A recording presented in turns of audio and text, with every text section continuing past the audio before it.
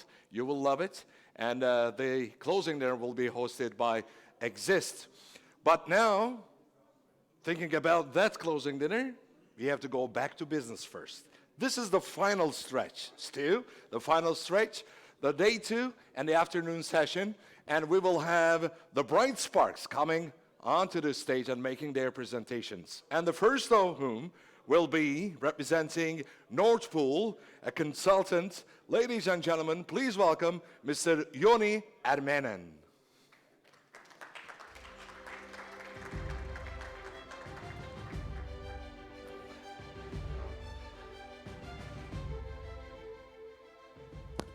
Thank you. Not many get that name right. It's so great to be here. Good afternoon.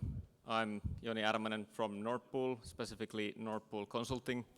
Work there as a consultant.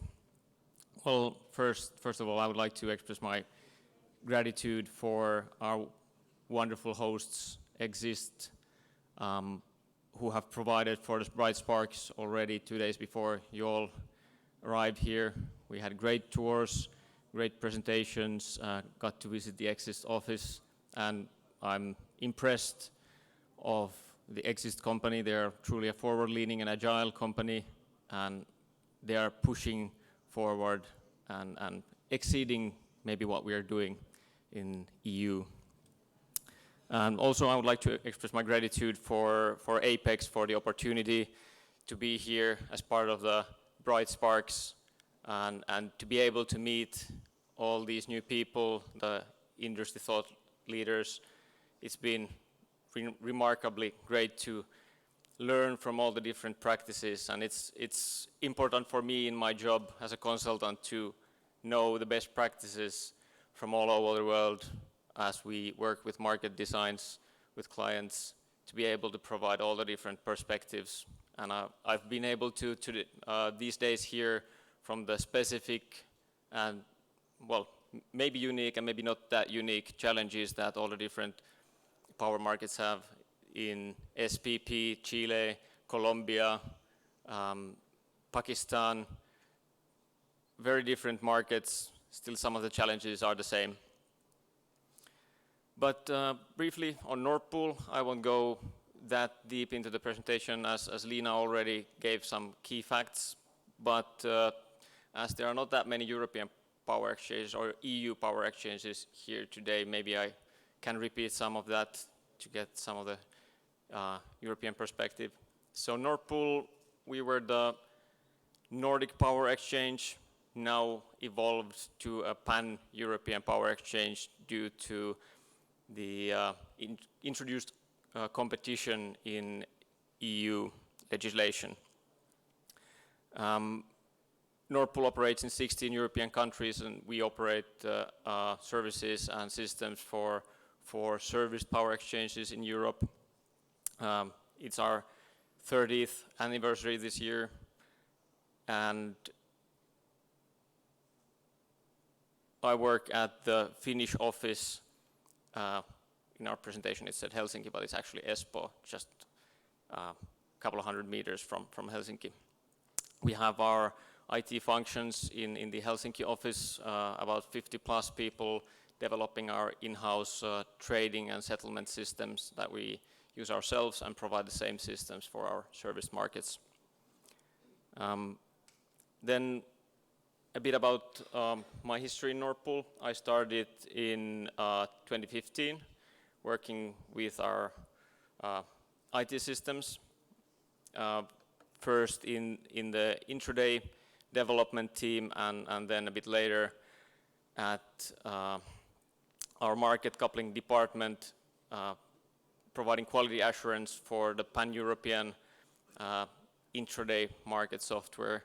And on the screen you can see the map of Europe. The dark blue countries are roughly the ones that are now coupled with this pan-European intraday platform that was launched in 2018, and it couples the markets of 17 market operators.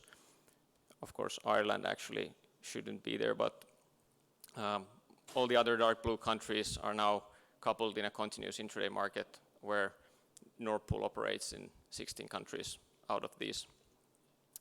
Then I've worked also with the day-ahead market coupling. I was part of developing the Nord Pool system that integrated our auctions to the single day-ahead coupling market, which also covers the same geography.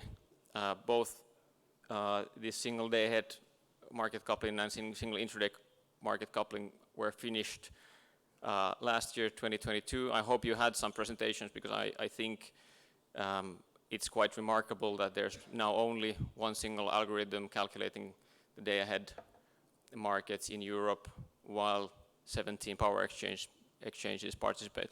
So I'm glad to be part of this development in Europe, but it wasn't only Nord Pool, it was all the European power exchanges that took part in this.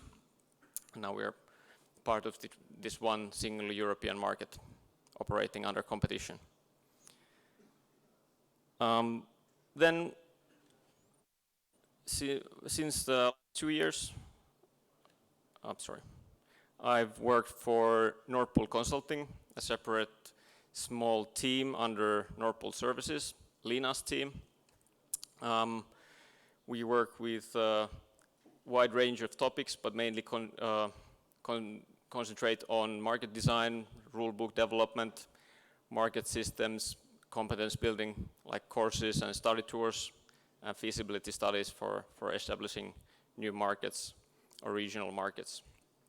And just to show a small footprint there are some of the locations we've had projects in the recent years. I personally haven't been involved in all of these, but there you can see what's our current geographical area for consulting. Of course, we do operate globally, but work mostly developing regional markets and promoting the Nord Pool model, not only constrained to that model. One of the bigger projects that I've worked on for the past year is the delivery of service power exchange systems for a new Romanian power exchange. So that's quite a big delivery. I'm glad to be part of managing that project.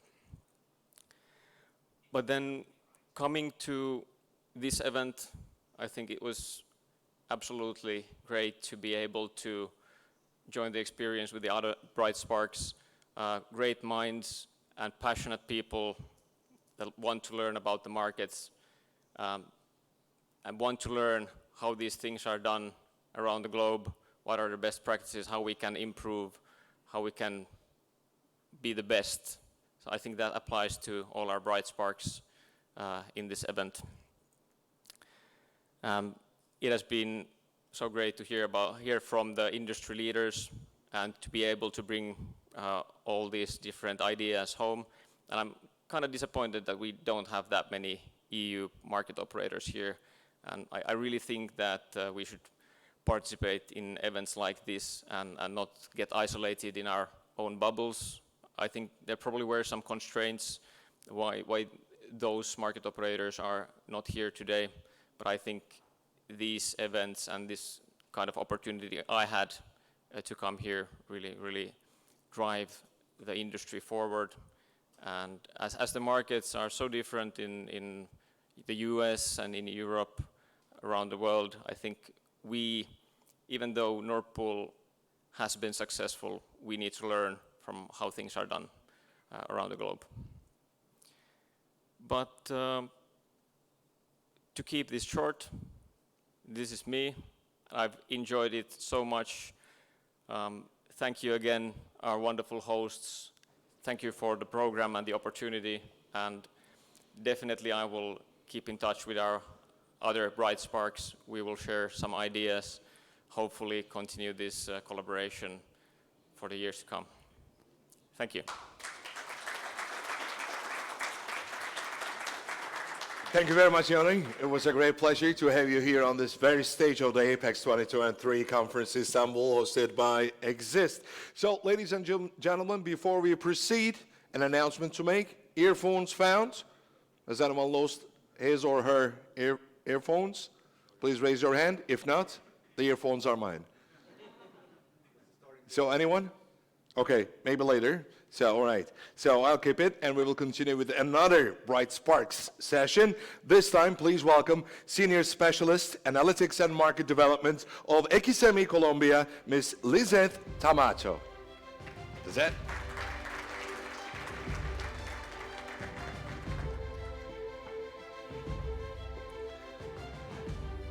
Good afternoon. My name is My name is Lizeth Joana Tamayo Gil. I am senior expert in analytics and market development at XM, the Colombian system and market operator. My role in the company has been oriented to develop market proposals to our regulator and design projects to have an efficient and eco-friendly market. And our market is currently going through a transformation, which is why now the dynamic of regulatory proposals is high in this moment. And we're more than ever, we need to compile the lesson learned for other markets to incorporate in all new market design. I also leading the Colombia's GUIE SIGRE community. GUIE means Women in Energy, working on a gender equality to take advantage of the synergies and together achieve the goals for this transition. Our goal in my company is working towards the Colombian energy transition by the user and for the user. So,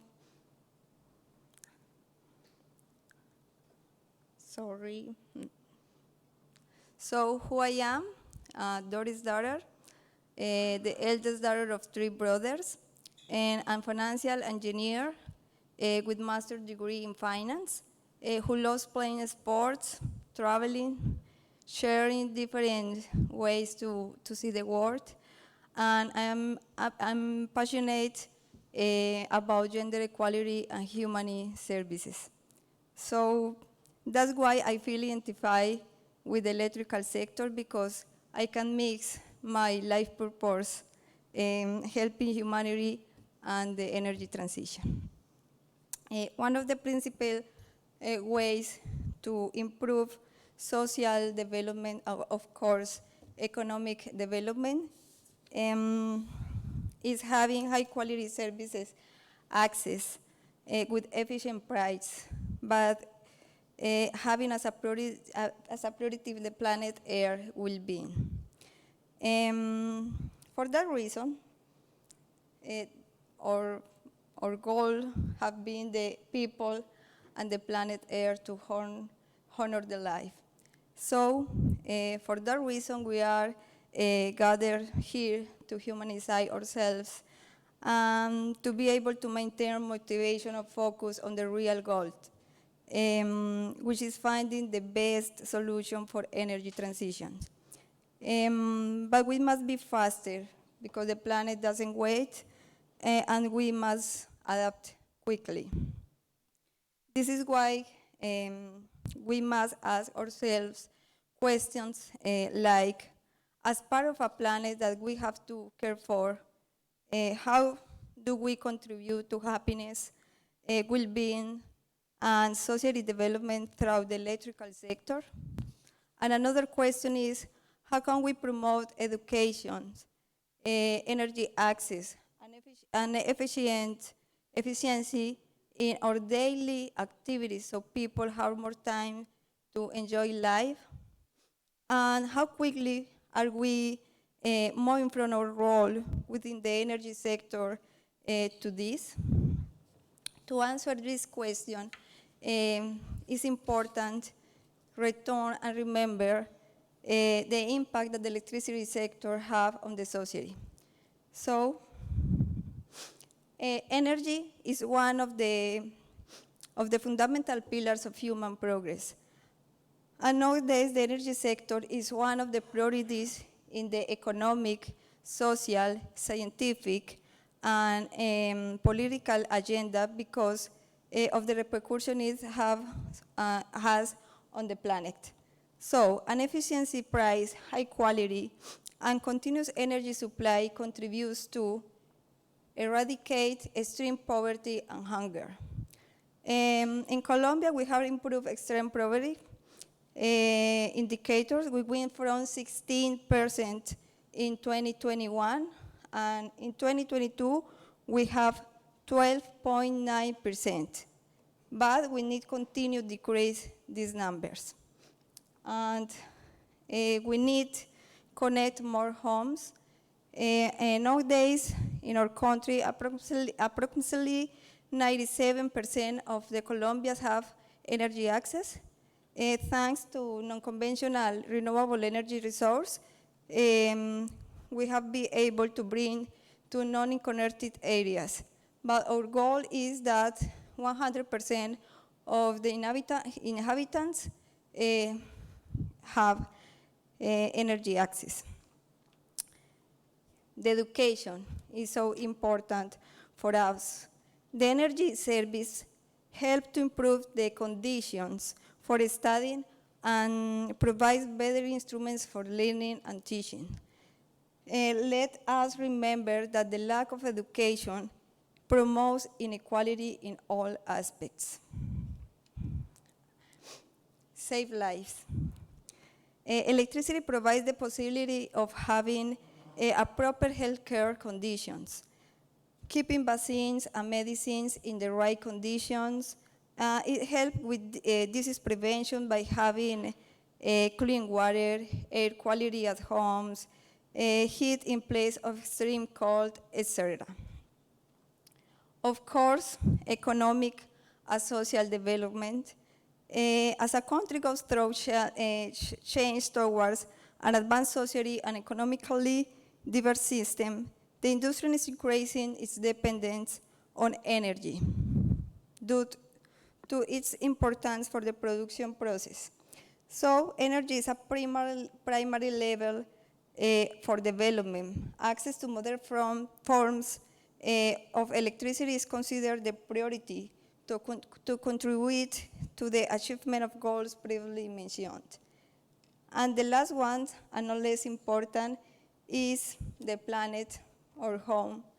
So the depletion of fossil resources and climate change resulting from greenhouse gas emissions pose challenge that go beyond individual actors and national borders. So necessitating the pursuit of collective solution. For that reason, we are here. Colombia contributes 0.37% of the total emissions in the world, and only 10% of our emission is for the electricity sector.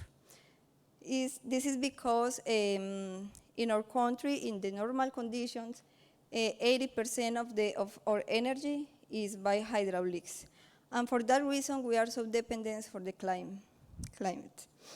At this point, the use of clean fuels, the use of renewable energies, and increased energy efficiency can help mitigate environmental impacts.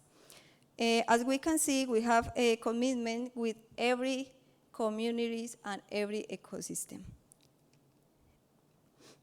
And now the question is, what tools and strategies are we developing in our region to achieve all these ideas previously mentioned?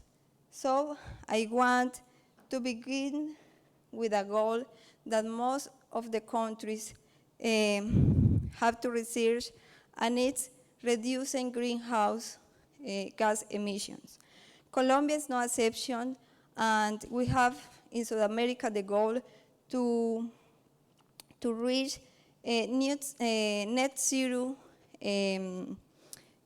emissions by 2050. And particularly Colombia have to reduce to 51% the emission in our country. For that reason, that the Carbon and Neutral Electricity Sector Alliance, led by Ministry of Mines and Energy, XM, and some energy companies was created to research all these targets. So, and the question is, how are we going to achieve these goals? So, with new technologies integration, our system is expected to go from 19 gigawatts to 38.7 gigawatts of the installed capacity in 2032, which approximately 40% of wind and solar energy. And we must work very hard to reinforce the transmission network to integrate all this new installed generation. Additionally, the Ministry of Mines and Energy has designed a roadmap to develop a hydrogen value chain. Green hydrogen is an energy vector for the storage and transportation of energy, allowing many applications aimed to decarbonize most complex sector of industry. And of course, market development. And here, I want to ask the question of how do we achieve an efficient market for the user with reliability and security? So, our market is currently going through a big transition. So, and we have working on proposals to migrate into an intraday market, but we have also worked on a proposal for ancillary services market. Both proposals has already been highly evaluated and is expected to be implemented. Simultaneously, we have been participating in the construction for agreements for a regional integration of the Andean community. It's around 5 countries in Latin America, and the rules of this international energy exchange have already been defined. What follows is a harmonization with our Colombia regulation and its implementation. We are also creating synergies with other important actors in our country, such as the financial sector. Important among many things to manage market risk and minimize the impact of the system. So, although already we have a derivatives market, and we have been working with the regulator, which has already issued a resolution so that the price of the contract negotiated in this market can be transferred to the tariff. And additionally, we are working on proposal to give a very important role to demand. Demand provides generation and has greater control over the system. In this regulatory proposal, the topics involved are voluntary demand, their integration, self-generation, and new negotiation platforms are being considered too. No less important, for the development of our market, information is very important. For that reason is that we have been constantly working on platforms that allowing any interesting party to access information on the Colombian energy market. Another aspect so important is political will. So we need more flexible policies and regulation which allow us to speed up the entry of new technology, new network connection, new markets and trading platforms to be more agile to meeting our goals. Flexibility and resilience, of course. It's important to prepare for the occurrence of high impacts and low probability events which allow the system to operate in extreme condition and recover it quickly. This is so important. Provides the necessary flexibility to manage greater variability and uncertainty, which is one of the challenges faced by the sector trends. For that reason, XM has developed some methodologies for evaluating flexibility and resilience, and to permanently analyze results and improve and apply improvement in our process constantly and inform to the government institution for some signals that we identify in these methodologies. And for all these aspects, we need increased user engagement. Don't forget that the user is the protagonist in this transition. And it's very important ally to meet all these challenges. The user must be an active participant in the wholesale energy market. Some countries are moving forward in this transition. For that reason, we need to compile the lessons learned to incorporate them in the currently Colombian new market design. So this is our market modernization. And I want to finish, a good summary of what I have shown you is that we need to work together to achieve our energy transition considering these three aspects. Healthy energy systems are secure, equitable, and environmental and sustainable, showing a careful, balanced trilemma between these three dimensions. Now exists the World Energy Trilemma Index. This index performance more or less 127 countries on these three dimensions based on global and national data. Colombia now is ranked in the 42 position. And finally, I want to finish with this reflection. And our sustainability depends on the ability to adapt to the planet evolution. Therefore, we need to accelerate the steps for an energy transition, environmentally friendly by the user and for the user. So we need to think and act differently because we have the responsibility to make an appropriate and agile decision.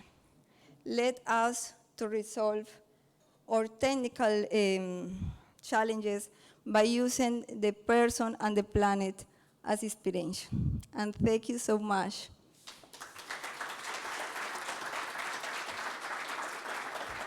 Thank you very much, Lizette. As you said, think and act differently. The planet doesn't wait, so we have to act and act quickly. So this concludes the Bright Sparks spotlight sessions, and now we will proceed with the final panel of the conference. Panel number 5, the third and the fifth of the conference, the third of the day and the fifth of the conference. So we're going to be listening to the regulators' perspectives this time and learn about their ideas. And first and foremost, I'd like to invite our moderator to the stage. Please welcome, representing XM Company Expertos and Mercados, Ms. Cecilia Maya. Cecilia. So we are going to be having a challenging panel this time, as all our panelists will be remotely connected. So if you allow me, let's make sure that everything is set up and works just perfect. Let's salute our panelists first and see them on the screen, then I'll leave the floor to you. Representing Colombian Energy and Gas Regulation Commission, Mr. Juan Carlos Bedoya. Hello, Juan Carlos. And representing Federal Energy Regulatory Commission, Mr. Mark Christie. Hello, Mark. Merhaba. Merhaba. That was Turkish. And representing the Agency for the Cooperation of Energy Regulators, Mr. Martin Pove. Hello, Martin. Hello. So, okay, so I'll leave the floor to you. So, all set. We hope, knock on wood, no technical difficulties, fingers crossed. Here we Okay. go. Thank you very much. I would like to take a minute before starting the panel to have a conversation on the participation of women in this sector. We managed to have one bright spark, that is a woman, out of 5, and the proportion of the attendants that are women, as you can see, is very few. So Lina and I have been in the board for many years, the only women. Maybe there will be another one soon, hopefully. But certainly, we would love to see many more coming to APEX, attending APEX in the future. And for that, what I would like to do is to ask you to go to your companies, to your operators, and get more talented women to participate in APEX. It will be great to have more participants. Thank you. I take that for a yes. Okay, so as market operators, we are always following rules. We are highly regulated markets. That's why we at Apex always try to bring professionals that are very knowledgeable on regulation. And this year we managed to have 3 that actually are regulators and that cover very important regions. Dr. Mark Christie is from FERC, so he will talk about the US, what is going on in terms of regulations, the ongoing work. I asked them all to talk about energy transition because that was the main topic of our conference. So to see what is happening there, what is being discussed there about energy transition. And I'm going to introduce them a little bit more so you will get to know them better. So Commissioner Mark Christie works for the FERC since January 2021, but he has been as a state regulator for some other years. And he's also a professor, or many years, I'm not sure. He's also a professor of energy regulation at various universities around the globe. I didn't want to mention all of them because they are many. So welcome, Commissioner Christie. Thank you for accepting our invitation, especially at this very early hour in your life. We also have Dr. Juan Carlos Bedoya. He's a member of the Colombian Energy and Gas Regulation, and he's an electrical engineer and a PhD in engineering from Virginia Tech. And Dr. Martin Pope, he's a senior policy officer at the European Agency for the Cooperation of Energy Regulators. He's also a PhD in electrical engineering and energy economics. And he has been working on electricity market design, which is what we would like to discuss here, and regulation. Recently, he's working on the future electricity market reform, which in the European zone, which of course we are all interested in following what is being discussed there. So thank you to all 3 of you. And please, Commissioner Christie, if you may start. Okay, well, you'd like me to go first? Okay, I guess so. Well, thank you. Can you hear me? Everyone hear me? Yes. Yeah, we can. Okay, well, thank you very much. I wish I was there in Istanbul with you. I had a wonderful week in Istanbul during one of my teaching trips to Europe. Love Istanbul, and you're going to have a great dinner tonight, and I wish I was there on the Bosporus with you. joining you. So maybe a future meeting. I'm going to speak briefly today. You're a conference of system operators, balancing authorities, operators of market exchanges. And I think around the world, whether it's the United States, whether it's Europe, whether it's Asia, Africa, the goal of a system operator, first and foremost, is to maintain a reliable system. And a reliable system, certainly in the American goal that we have at our federal agency, is to make sure that there is power available to consumers continuously, 24 hours a day, 7 days a week, 365 days a year. Now that's the goal. Now, as you all know, because you operate, you're system operators, you're balancing authorities, so you understand from an engineering standpoint that to have reliability, you have to have power supply available all the time in sufficient quantities. Because as you know, to balance the system, to balance the electric grid, supply has to be fed into the grid at the same amount as the demand is taking power out in the form of demand. So the balancing has to take place continuously. That means you have to have resources on the supply side that are controllable, that you can control as a system operator. And so the challenge in the United States, I will tell you specifically in the United States, and I think it's the same challenge in Europe and around the world, is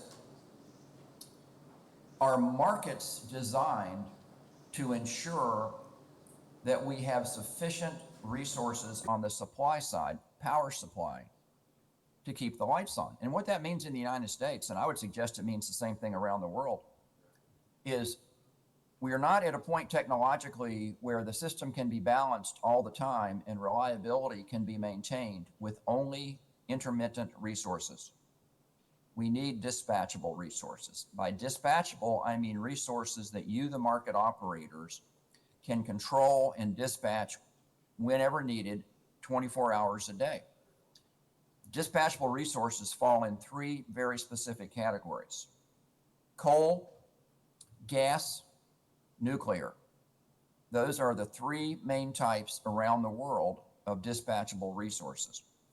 And one of the big threats to reliability in the United States is that the United States is retiring dispatchable resources far too quickly. Specifically, we're retiring coal far too quickly before we have sufficient resources to replace that generation.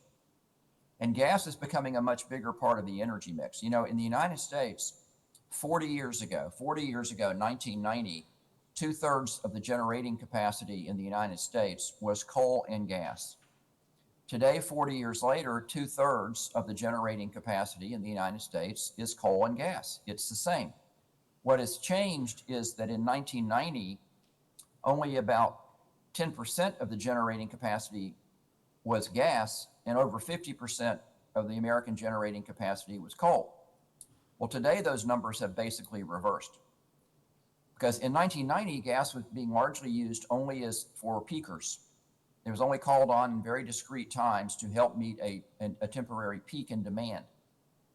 Well, now in the United States, we're using gas as baseload generation, which is very different use for gas, and it requires much more gas fuel and much more infrastructure to support that. And the real transition in the United States, the real energy transition in the United States, the one that's actually happening, has been this transition from coal to gas. That's the transition that's actually happening in the United States. So how we manage that is an incredible challenge. And I'll finish my comment by saying, so if maintaining reliability is the number one goal of a system operator like all of you there today, if maintaining a system where the lights stay on, to put it in the colloquial term, we have to have sufficient resources to do that. And the question becomes, do we all have market designs that support reliability? Do we have market designs that keep dispatchable resources available to system operators like you? Or are the market designs actually failing to do that, and we're losing these resources that you as system operators and power exchange operators must have to keep to keep the system reliable. So I will stop there, and we can get into more detail about the market design issues as you wish. But thank you very much for the invitation, and I'll say to our Turkish friends, teşekkür ederim for inviting me, and I wish I was there with you in Istanbul. Thank you, Commissioner. Dr. Pop, would you like to continue? Yes, thank you very much. So I think I prepared a short presentation. Just let me share my screen.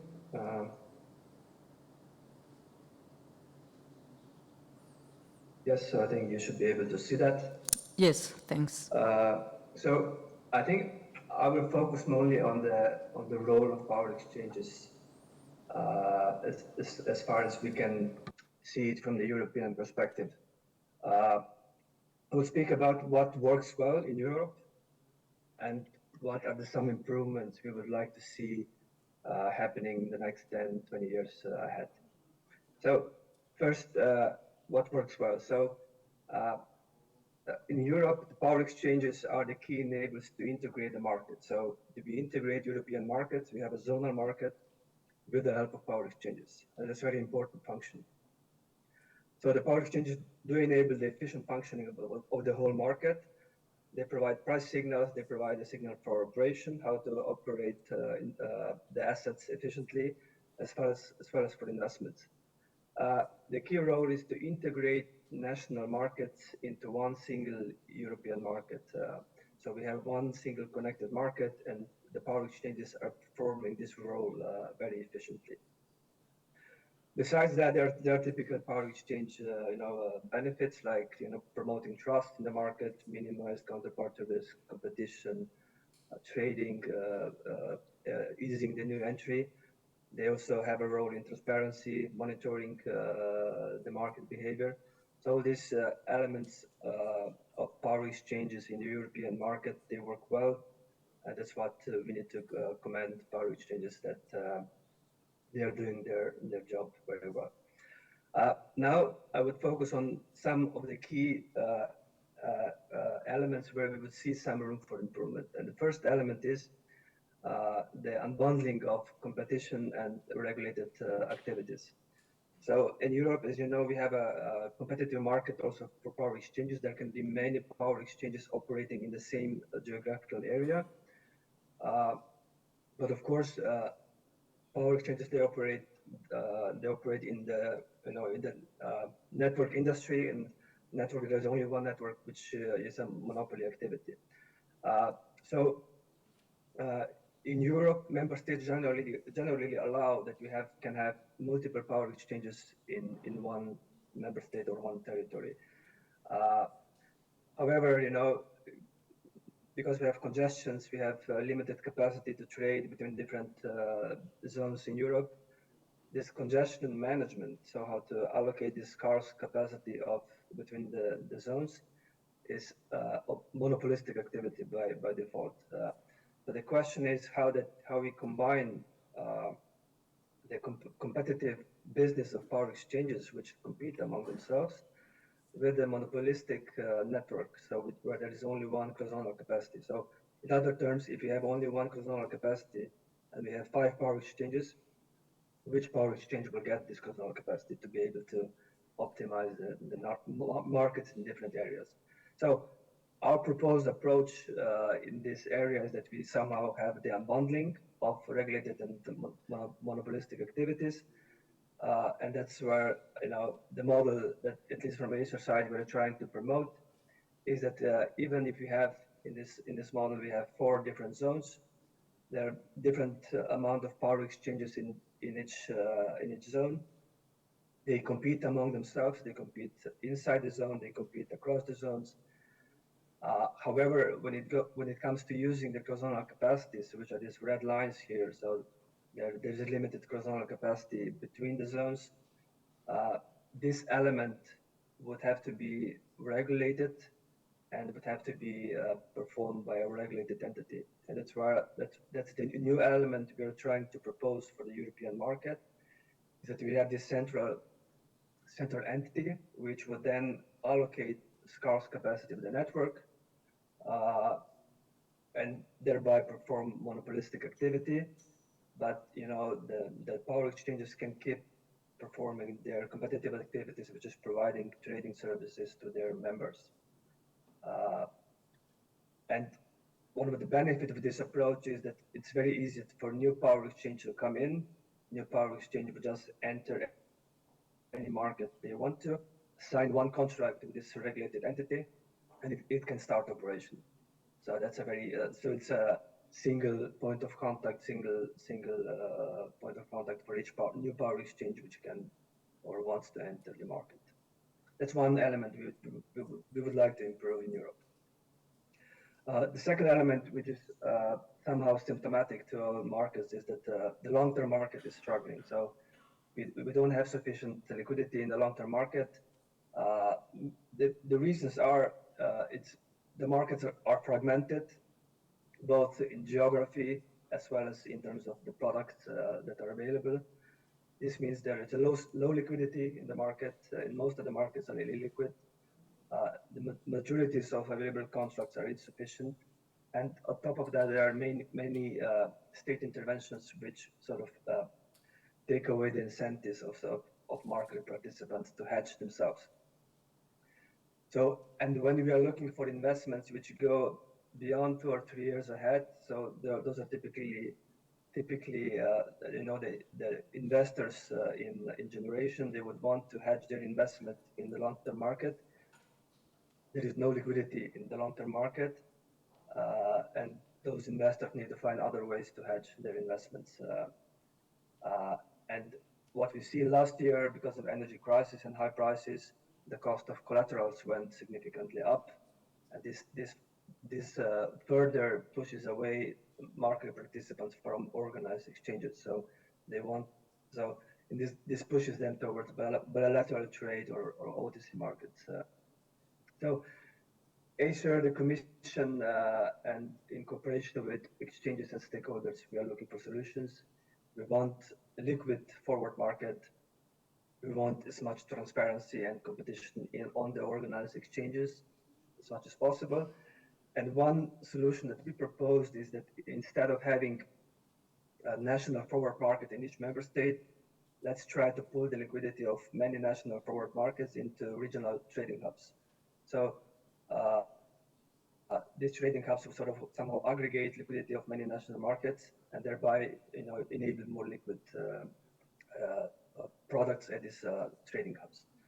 And of course, these trading hubs will have to be complemented by financial transmission rights to cover the basis risk, so that the risk in the hub and each of the national market. And how this would work, for example, I take a part of Europe. This is the Central Europe in this map.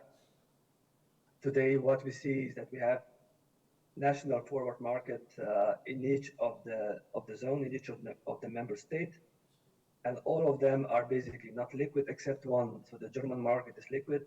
It serves as a sort of proxy hub for the whole Central Europe, but the rest of the market are illiquid. And on top of that, we have transmission rights, which are traded on every border between the zones, and we see that we have many forward markets and many transmission right products. So that's what we call fragmentation. Dr. What Pop, we want to achieve. sorry to interrupt, but the presentation is not running.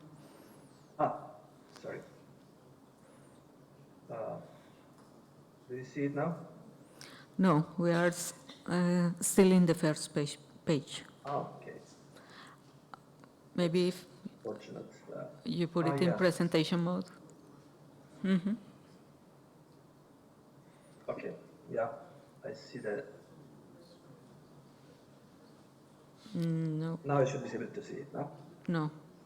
No. Same page. Same page. No. Okay.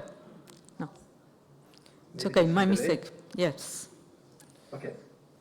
So you're seeing the Central Europe, I hope, with some pictures. No, we see European Union markets is going through further integration. Number 9.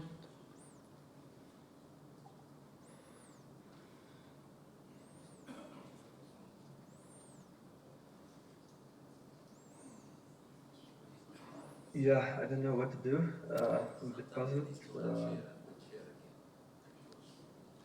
Maybe if But yeah, you close it and open it again.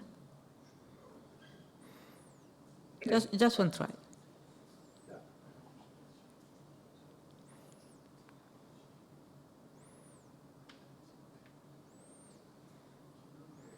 Yeah, now we can see the maps.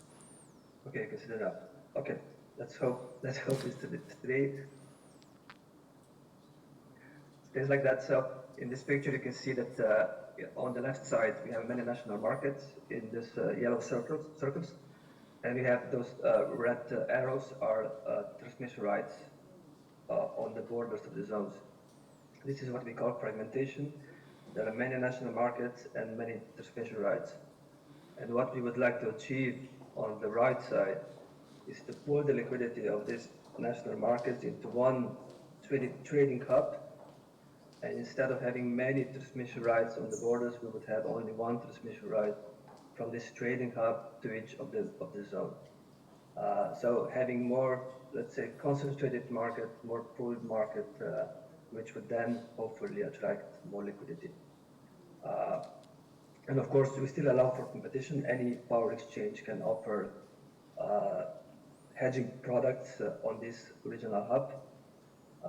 But as long as these products will be having the same location, the same specification, and we can allow competition. So maybe I will not go further into that.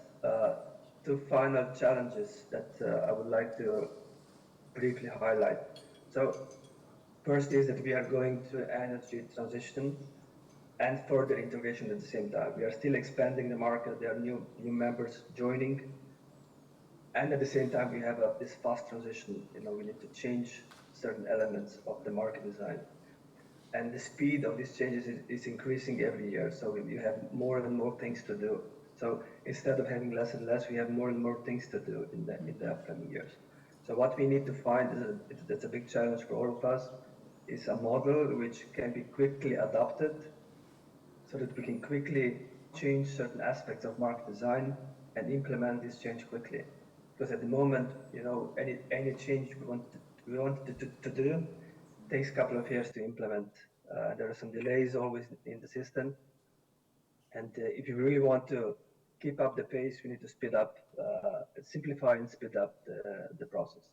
That's maybe one message I would like to make. And the second one is that, the European market is very big. It tries to optimize all resources across the whole Europe. So all generation demand, network resources to optimize that across Europe. And that is computationally very difficult. And thereby, to accommodate all complexities of resources in bidding and products, and to have all the time granularity. So we are going towards 15-minute market, as well as geographical granularity. We will have offshore bidding zones, and there are new markets in the east and south. So this increases the complexity, and it seems like the computers are struggling to keep up with the demand. So what lies ahead of us is a bit of compromise, how to keep this market together, integrated, to be able to adapt to the energy transition. And still, enable that computers can optimize the whole system in one place, in one single go. I would stop here. Apologize for the difficulties with the presentation. Thank you.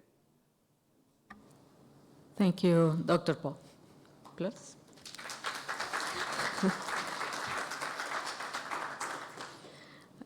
Dr. Bedoya, could you continue, please? Sure. Good afternoon, everyone. Can you hear me? Yes. Okay, so let me please share my screen here. And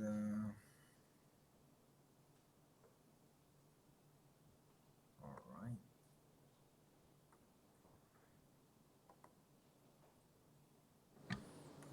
So let me. That's fine. We can see it. You can see my screen. Okay. Yes. All right. So. All right. Thank you very much, everyone. Here is Juan Carlos. I'm, I'm one of the, I mean, at this moment, we are four um, expert commissioners, and one of them at the Energy and Gas Regulatory Commission. I always like to introduce this as the Regulatory Commission in Colombia is one of the branches of the Ministry of Electricity, I'm sorry, of the Energy and Mining entity in Colombia. So the few slides that I'm bringing here to this panel is actually regarding to the regulatory aspects for, I mean, on oriented to energy transition. So uh, the Colombian electricity markets, I would like to say that is mm, one of the most evolved markets in the region. Is actually the only one who allows generators to bid prices instead of costs. Um, and there are several aspects of our market that maybe you have been listening or hearing from XM, who is actually our ISO in our country, and I would like to focus more on the regulatory aspects of the whole framework, where we are trying to migrate our power system. Okay, so the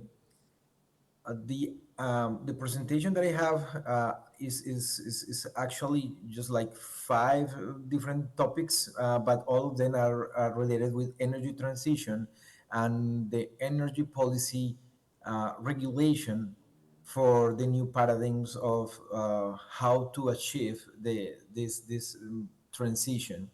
So the first is going to be the carbonization of the electricity production, the renewable and the usage of those renewable energy resources, new technologies for production and consumption. We have the application of new technologies in our network. And finally, I'm going to talk about what is the future of our market um, with the operational and business models. Okay, so first of all, let me start just with a short framework of how does work our electricity system and and infrastructure in Colombia. So there is a framework of, I mean, legislative framework, which actually for our market started or it was conceived from the Constitution in 1991. And after that we had or we currently have two laws, the 142 and 143 from the same year 1994. And those two specific laws actually, uh, the first one is actually establishing the guidelines for the public services in general, like water, sewage, electricity, gas, and some others. But specifically, the 143 is actually specific for electricity, the electricity service or a public service, and is focused on generation, transmission, distribution, and retailing. We in our system we have like four different activities, completely completely detailed, um, from the generation all the way to the retailing. um, and this law, the 143, actually provides like more details on the electricity public services. The objectives of that regulation, which is actually almost from 30 years ago, actually tries to modify the role of the government um, in the six in the electricity supply chain. So the beginning of this structure actually started after the longest and largest electricity rationing that occurred by the beginnings of the 1990s in Colombia. So due to that condition, so we have like a electricity reform and the public service reform that was that one of the causes that motivated that the new paradigm or the new standards for the public services. So with this, the role of the government, like in many different countries around the world, with the liberalization of the markets, started with some guidelines, regulation, but the government actually is controlling and supervising the market. The idea behind that is that the market, that the idea of a market is trying to improve the efficiency of the system and how the electricity in this particular framework is going to be more like is going to achieve better prices, is going to achieve a reliability and is able and is able to expand the service for the whole population. And the idea behind the market, of course, is to introduce competition and in order to introduce the competition from a historical public service that actually was government owned. So these new laws allow the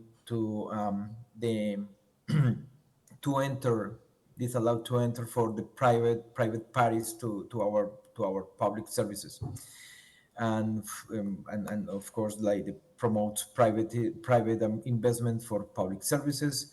And after this these laws actually conceive regulatory entity. In this case, for the Colombian case is the CREC, and of course the correct standards. Okay, the institutional framework.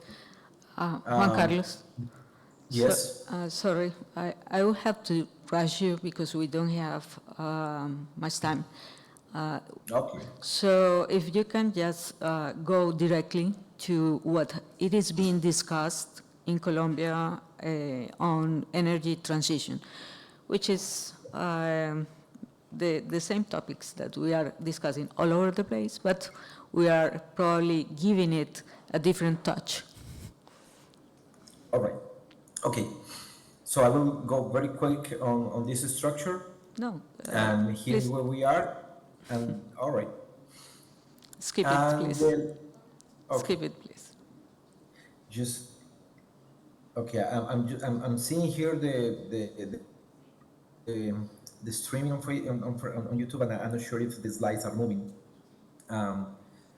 You, Let me see. here you are in the unit cost.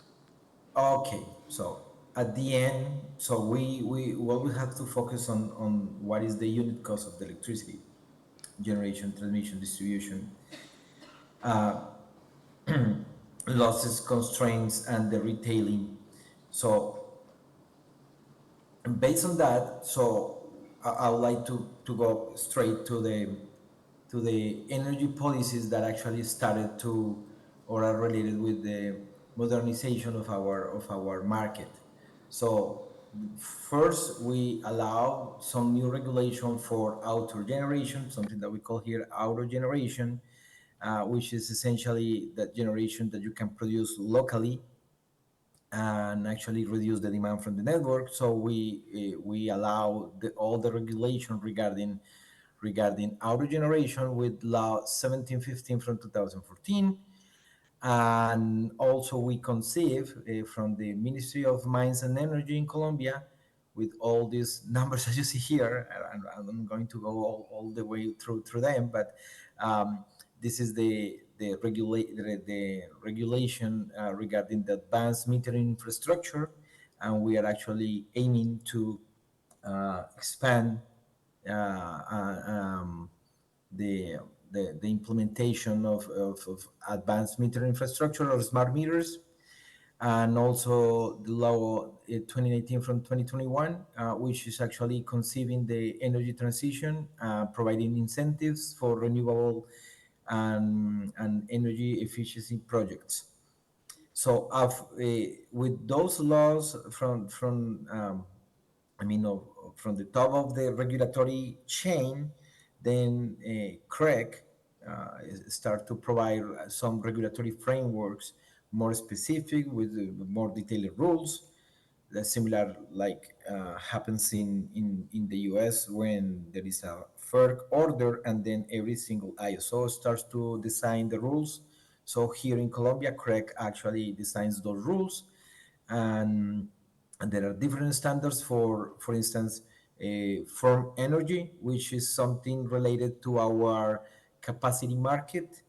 But then we created the product for solar and wind, because those are the new the new technologies that are massively deploying in our system. So we allow to create the product, or the product that existed for hydro and thermal. So we expanded the product for solar and wind. But of course, with the penetration of solar and wind, then we need to provide some new requirements for the connection of those technologies to our transmission grid, to the regional transmission grid, and also to local distribution grids as well. So also, in order to allow the deployment of these technologies, sometimes you see that not all of the projects that are being deployed in the network, they can have individual connections to the system. So we allow to have some shared connections or lumped connections. And in general, we also expanded the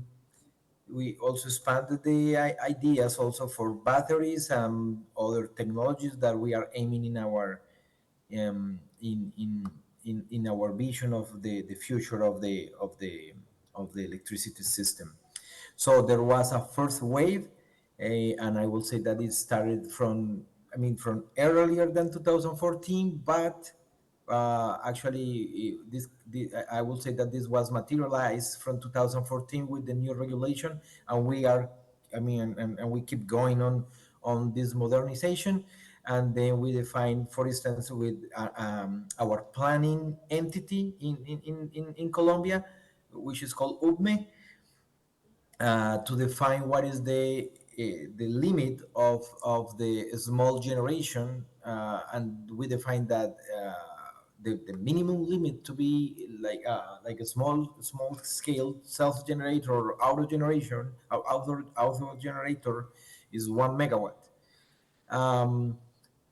Let me also just go through what are the items that actually allow through law 1715 from 2014 in order to actually to start up or to kick off the modernization of our market with the renewable resources. So first, we introduce some waiver incentives.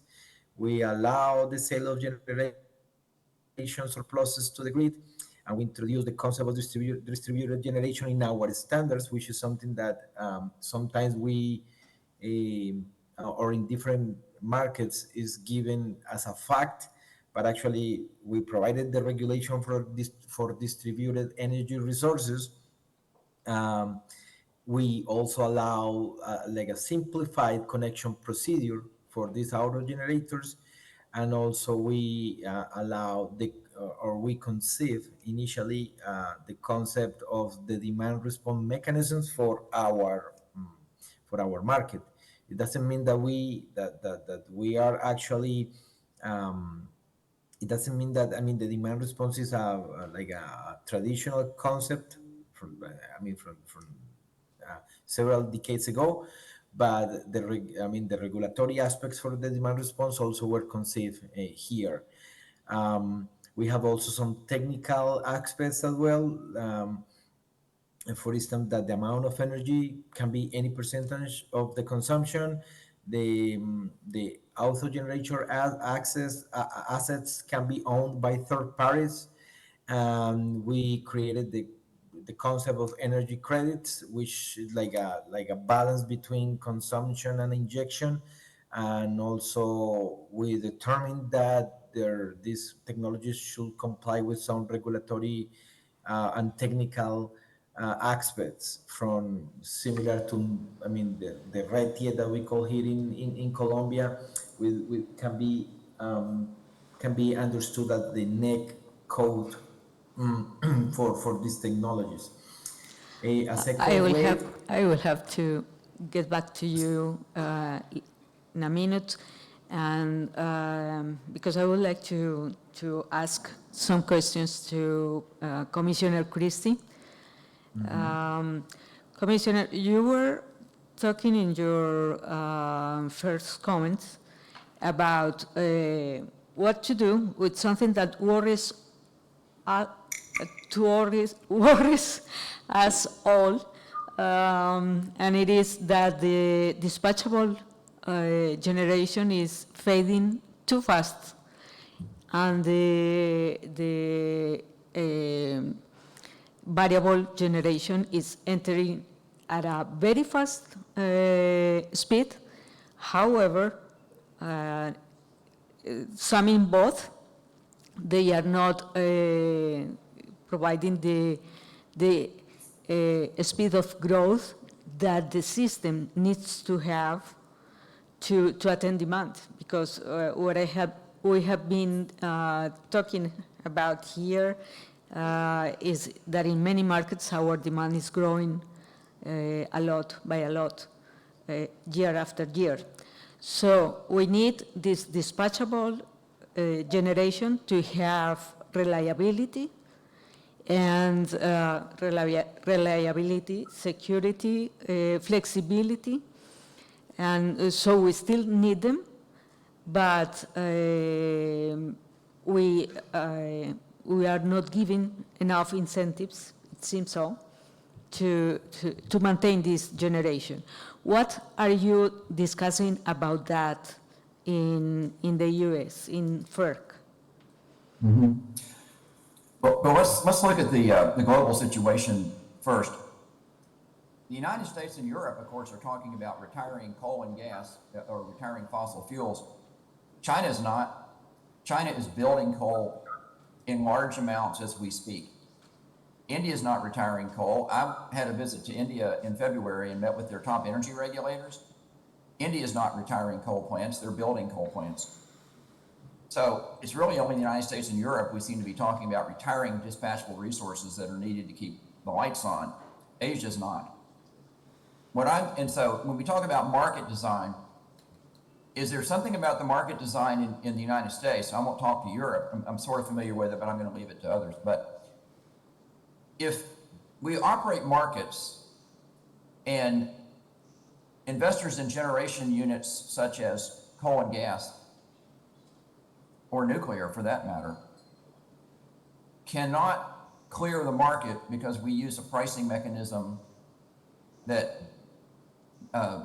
dispatchable generators basically cannot win the game. They cannot win in the market design. They cannot clear, so they don't get the revenues. If you're gonna provide revenues to generators through a market mechanism, then if the market mechanism is not working to keep dispatchable generating resources in the market, you have to ask about the market mechanism. And so it's really a basic reality. I think what's happening in the United States, the same thing's happening in Europe, is we're coming face to face with the reality that we need dispatchable resources to keep reliable system. But yet we're losing dispatchable resources either through government policies which force them to shut down, or through market mechanisms that are effectively forcing them to shut down because the generating resources can't receive sufficient compensation in the markets, and so their investors say we're not going to invest anymore, and they're shut down for that reason. So I think that is very much a challenge and a coming, it's certainly in the United States, a coming reliability crisis because of the loss of dispatchable resources. And I use the word crisis in English. That's a very dramatic word, but I'm not trying to be dramatic, because I think when you have power outages that go on for days or weeks, that's a crisis. And so I don't think that word is overly dramatic. The consequences for the modern life depends upon reliable electricity. One thing the Indian energy regulator said to me when I visited India in February, India has made a remarkable accomplishment in the last 20 years. 20 years ago in India, only about half of their population had access to electricity. Today in India, 99% of the population in India has access to electricity. And that's a remarkable achievement of the Indian country, the Indian government.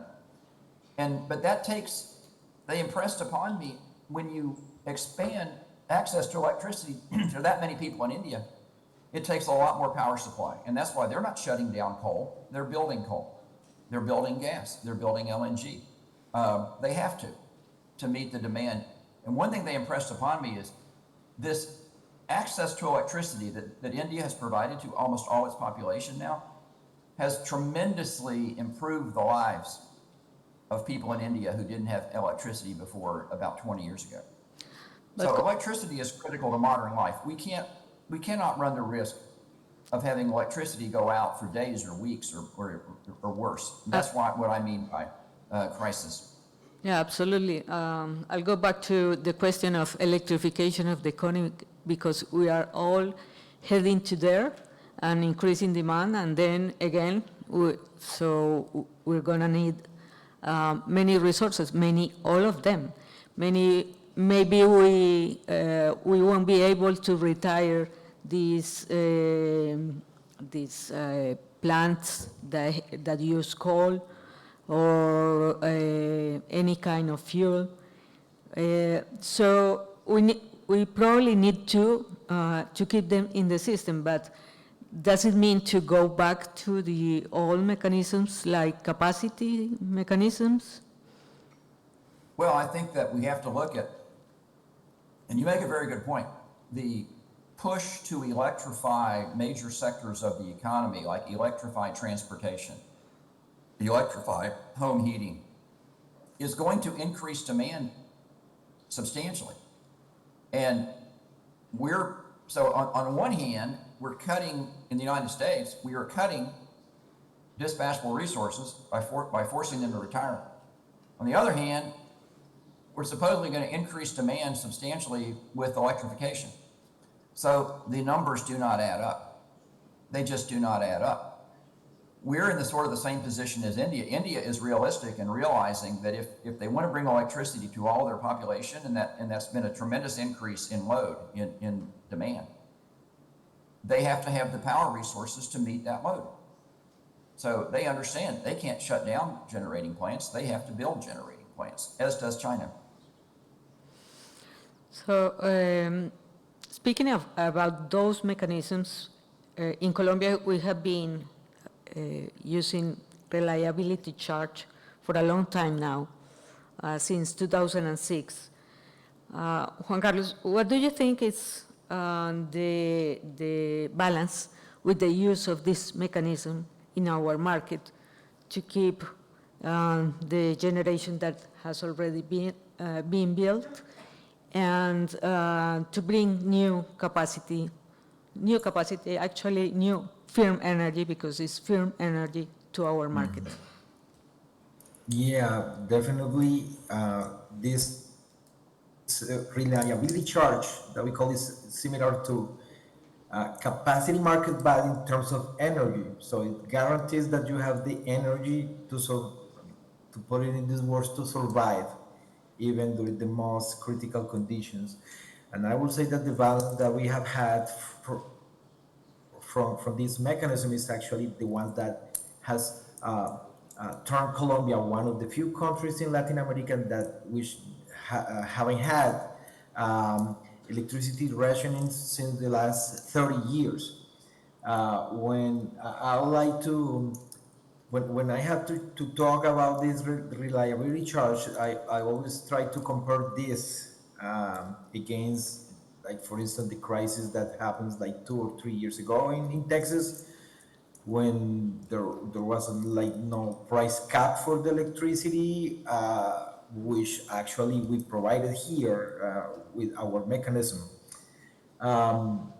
In order, I mean, if we can put this in numbers, our reliability charge has been there since 2016, and yeah, I mean, the end user in Colombia has been paying around like around between 15 to 20 billion dollars for since 2006.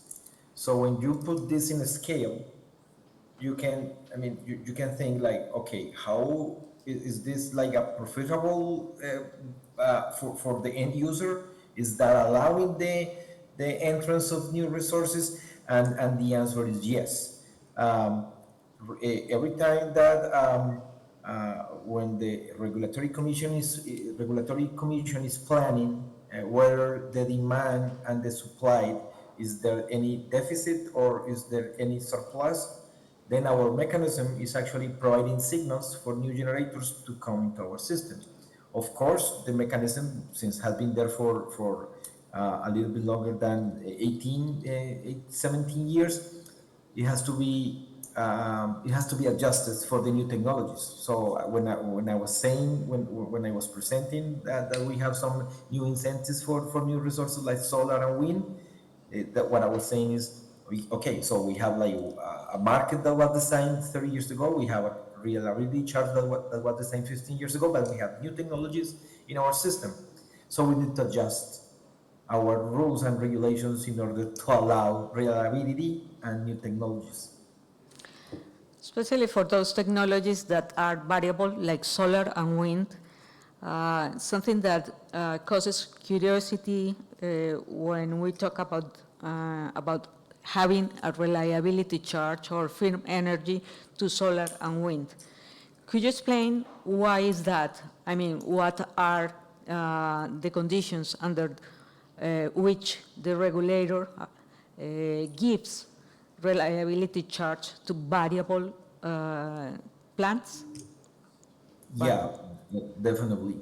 So it's kind of like ambiguous idea because, as you mentioned, those kind of technologies are actually very variable, and the production you can think like, okay, you don't have a like a kind of constant and certain supply. It depends on the sun radiation or the wind speed, of course, but at the end you have some technologies that are complementary with some others. So here in our country, like most of the countries that are located in the Pacific coast, for instance, when you see the generation expansion plan in the long term, you see that those technologies are actually complementary to the hydro resources. And I mentioned like the Pacific coast, for instance, like for some phenomena that like usually here in our region, which is called like El Nino, and in that case is that our hydro our hydro levels in our reservoirs are actually we have like going like where the water in our reservoirs are going down, then you see more supplies from those technologies. So actually there is in fact some reliability provided with those resources when you see how the technologies that we have here are complementary. And that's why the regulator has been studying how to provide incentives for those technologies to come into our system. We see also we see the BPAs, like the power, the bilateral power purchase or agreements, but we also see how these technologies can provide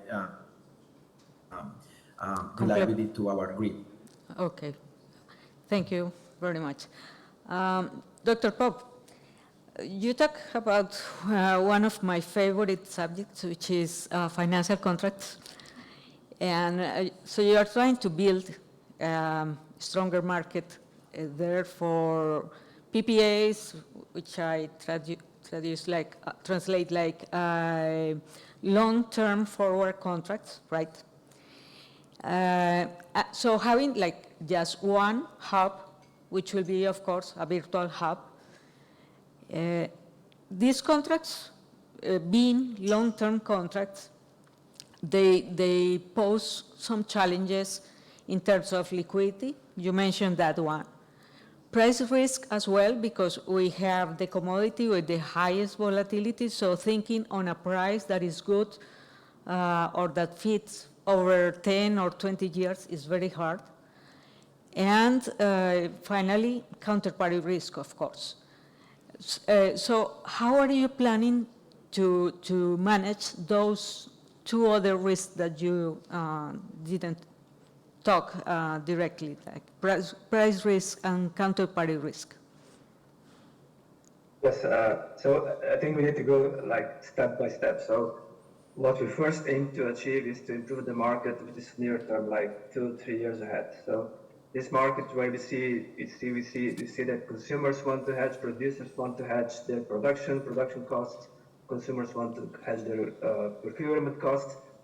And this market can work well, but it's fragmented, and with virtual hubs, we can pull those fragmented markets into one place and improve those markets. And that's an easier part of the equation. The more difficult part of the equation is when you look at hedging 10 years, 20 years ahead, when you want to hedge investments. And here what we see most consumers actually are not willing to enter that far away into the contract. What producers do, when they invest, when they go to a bank for a loan, they want to have like a guaranteed price for a very long period.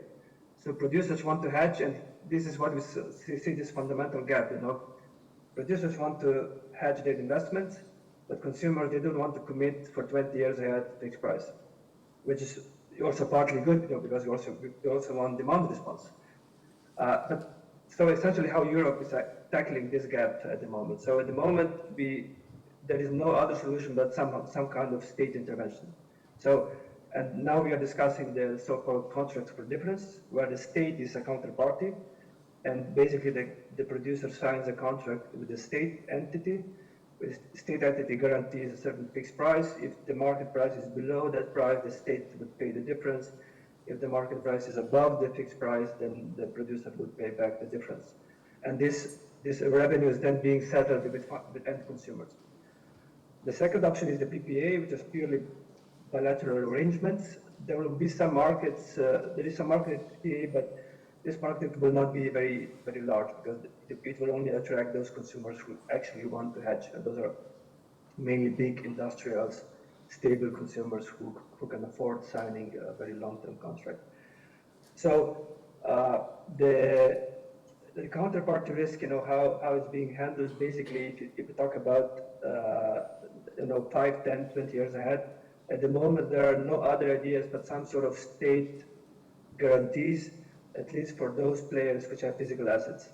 So if you have a generation plant, you could ask for a state-backed guarantee or state bank guarantee, or bank guarantee which is covered by the state, because there is some assets behind. And by that you would be able to get cheaper financing and so on.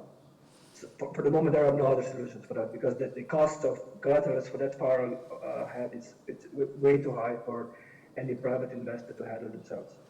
Yes, having a clearing counterparty for such a long term is very hard. So using the state or having the state as the counterparty, that makes sense. And the other question is harder for everyone, and is how to incentivize, how can the regulator incentivize the use of hedging by retailers? So we, as users, don't find ourselves every time that the volatility is high and the prices are high, facing the spot prices. How to do that? Yeah. Any ideas? That's a very difficult dilemma, because I want to come back maybe to the question raised by Mark. So in my view, we cannot have energy transition without significant deployment of demand response. So if we want to exit coal and gas, demand response will have to be the key enabler. And we have to change the behavior of consumers, which means consumers will have to significantly adapt to the new environment and become significantly more responsive. Most of consumers will have to become. We cannot have full transition without significant improvement of demand response. For the moment, there is no other technology in the volumes which can fill this gap. And if we want to have that, we don't want too many consumers on fixed price contracts. And then the question is how to get hedging. So what we are saying, well, those who want fixed price contracts, for those retailers should also hedge on the wholesale. So at least those volumes where the consumers want to pay a premium for the fixed price contract, retailers are obliged to hedge those fixed price contracts in the wholesale market. And at least those volumes should come to the forward market. Okay. So it has to be like a nudge or little push from the regulator to have that. Yeah, because we had certain bankruptcy of retailers who were not properly hedged in the crisis, and now the new legislation is there to sort of to have more obligations on how retailers should hedge the fixed price contract. Thank you. Commissioner Christie, going back to you, the FERC has been working on something that is very important. We keep saying no transition without transmission, right? And I guess many countries, many markets have fallen behind in building enough infrastructure for transmission. You have, the US, you have this new law, the IRA. Did I say it right? You got the letters right. So that's good enough. Yeah. And you have a good amount of money to invest, but the challenge is to almost triple the amount of transmission, the extension of the lines that you have there by 2050. So you will be able to comply with the goals for climate change. So what is the FERC doing? I know very well that you have been working hard on trying to get that transmission, the investment necessary to have that transmission. Mm-hmm. Well, first, and I'm glad you brought up transmission, that's extremely important.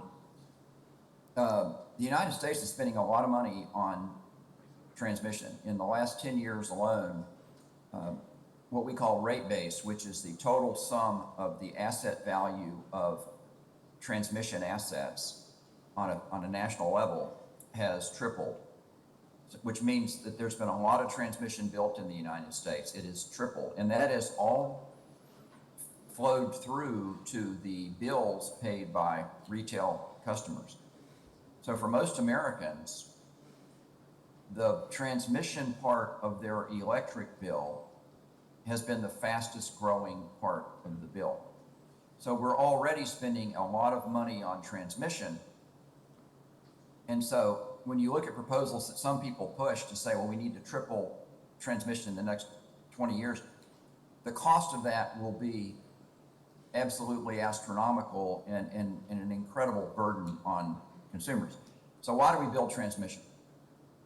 The number one reason to build transmission is to serve reliability, to serve the needs of the grid, to provide reliable power to consumers.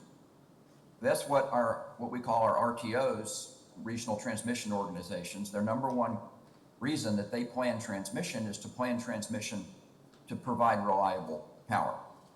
Now, there are those who are building transmission lines not for that purpose, but to serve the needs of, for example, generation developers.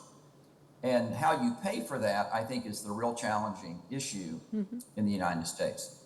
Because in the United States, we have 50 states, and so there's a lot of disagreement among different states about when they do anything on a regional basis. But we're building a lot of transmission, but I think it's really, really extremely important to remember purpose of transmission is to serve reliability, to make the grid reliable. If you want to push other purposes, then that requires an entirely different conversation, And if I could jump back to one thing, because I think you're probably, maybe, I don't know what your time limit is, but back to the issue that you raised about hedging and about contracting. I think the overall thing we need to remember about having sufficient power resources to have a reliable grid is to have a reliable grid, we're going to have to pay for generating resources in advance. To just wait until investors decide to build and thinking that, well, if we just let the energy market price rise to unlimited heights, that'll be enough to bring, investors on and build units. I think it's unrealistic. I think that's what we saw in Texas during Winter Storm Uri. So we have to pay generating units in advance if we want them, whether you call it a reliability contract, whatever you call it. So the real challenge is, what is the best structure? Is it cost of service? Is it a capacity market? Is it some version of energy market with reliability payments out of market? There is a number of constructs, but they all seek to do the same thing, and that is we have to recognize we have to pay for resources in advance if we want them to be there when we have a peak, a demand peak. Yeah, definitely. And the other part of the story is, of course, the consumer becoming more active, having more demand response, as Dr. Pop was explaining. And because it seems like there's no ceiling here for demand because of electrification. So you have to build more generation, you have to build more transmission, and who pays for all that? The consumer, but that's the not so infinite part of the story, the pocket Right. of the consumer to pay for all that, right? If I could add one thing on that you mentioned, it's a very good point. As a former, I was a retail regulator at the state level in Virginia for 17 years, and I think that on the demand side, we have to look at rate design. Market design is on the wholesale side, and we were all talking here today about market design, and that's what power exchanges do.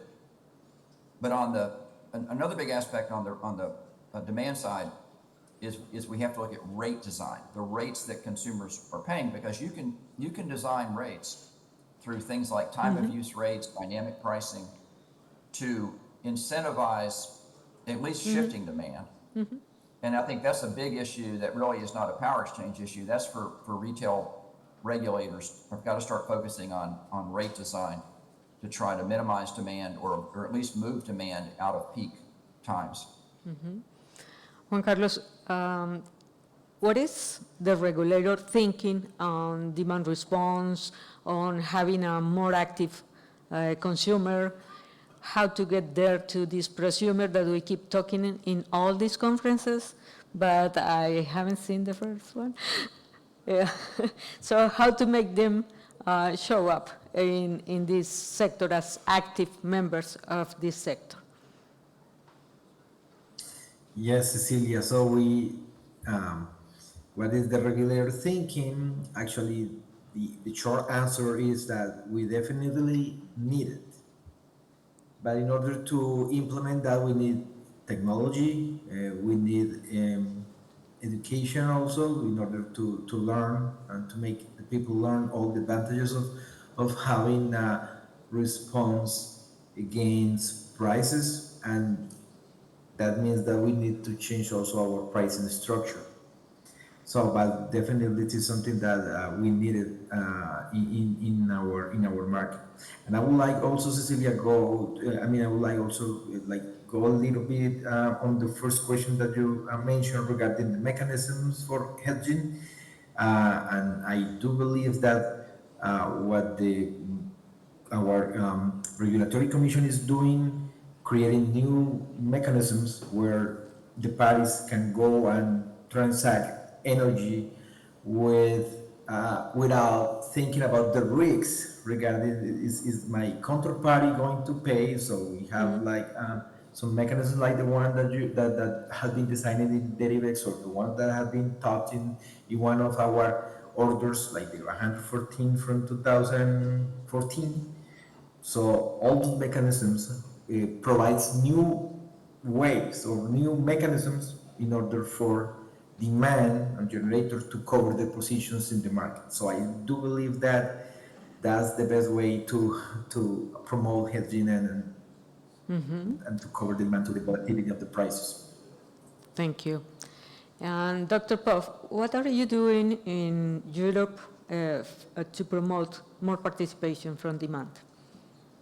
I mean, from users directly, not represented demand, but users directly. So that's so I would say that traditionally we have these two models. Either you have like this what we call explicit demand response or active demand response, where you basically pay for capacity. You pay for certain capacity, the demand is there, and then a TSO or DSO would actually turn off certain consumers when TSO or DSO decides so. So basically, that's more like a capacity payment type of demand response.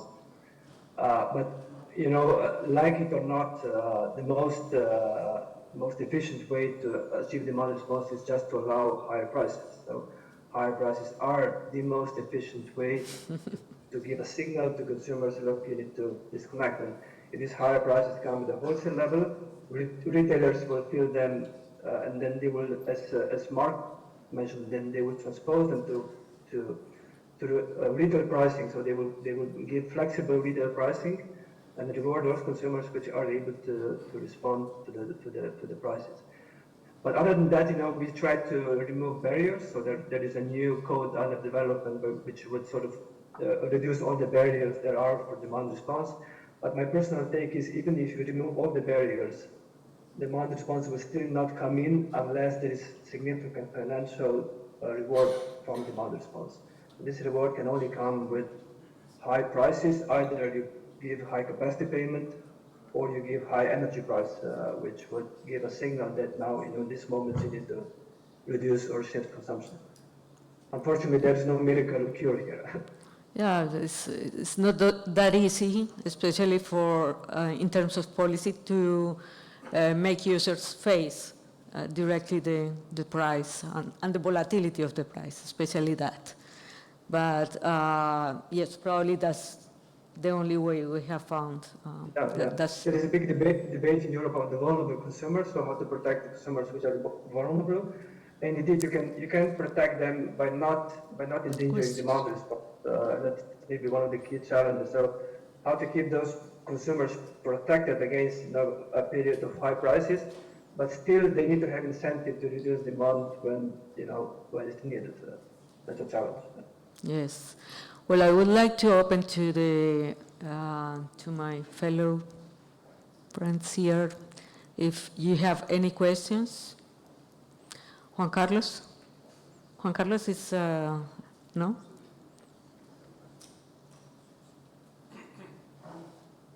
Could you present yourself before, I mean, from where? Oh, yeah. I'm Juan Carlos Olmedo from the Chilean ISO. This question is for Dr. Christie.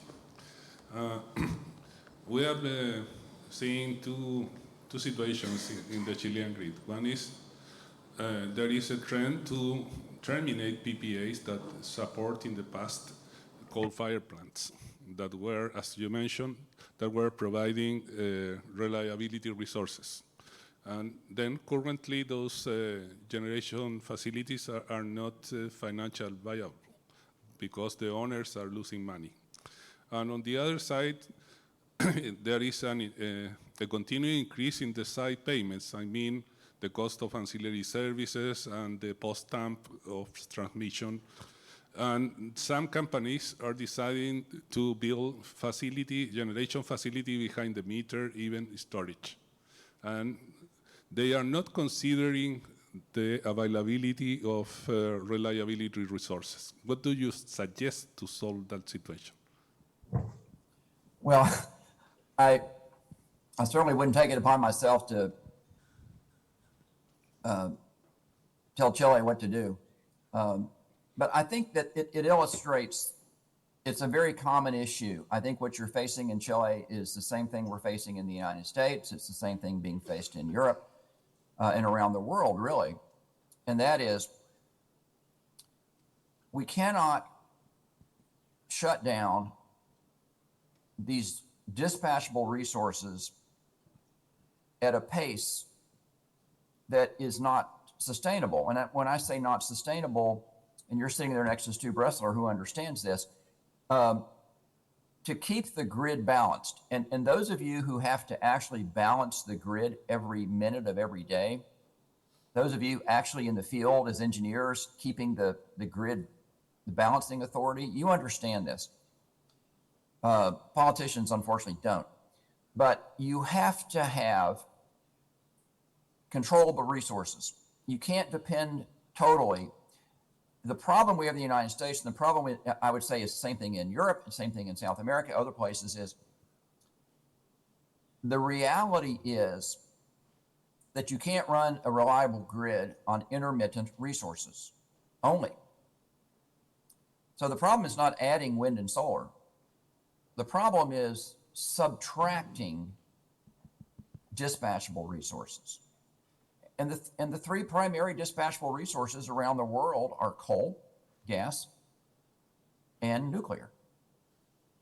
And so we cannot be retiring these dispatchable resources, coal primarily, at the rate we are. Now, I know that the whole net zero thing is to try to get rid of coal immediately, but it's not realistic unless you have dispatchable resources that you're going to replace it with. I mentioned the numbers in the United States, where the real transition, the real energy transition in the United States is coal to gas. And that's what's been happening over the last 40 years. So if you're going to allow a dispatchable resource like a coal generating unit to retire, and you're losing 1,000 megawatts or 2,000 megawatts, depending on the size of the unit, you have to say, where are we going to have 2,000 megawatts to replace the 2,000 megawatts that we're retiring? You can't just let it retire and hope it will work out. It's just, we're acting on a fantasy. We have to have a hard look at, if you're going to let a generating unit that's giving you 1,500 to 2,000 megawatts of dispatchable capacity, if you're going to let it retire, you need to say, no, we're not going to let it retire if we don't have 1,500 to 2,000 megawatts of equivalent capacity. And actually, we need more, because if we're increasing load, which we are with electrification, we're going to have to build more dispatchable. I don't see any future for a reliable system if you want to reduce carbon emissions without nuclear. I think nuclear is going to absolutely be, you cannot get to net zero without nuclear. You cannot. And I think Germany has learned that the hard way. But you cannot get there without nuclear. Not if you want to reduce emissions and have dispatchable resources. And again, Asia understands this. Asia, India, China, Indonesia, they're building coal generating units. Only the US and Europe are shutting them down. Asia is building coal generating units because they have to have the capacity, and they know that, and they're realistic. So we're actually, in Europe and the United States, I would say, we're heading for a rendezvous with reality. And we're going to have to face the same reality that India already understands. And US and Europe are going to come face to face with that reality very soon.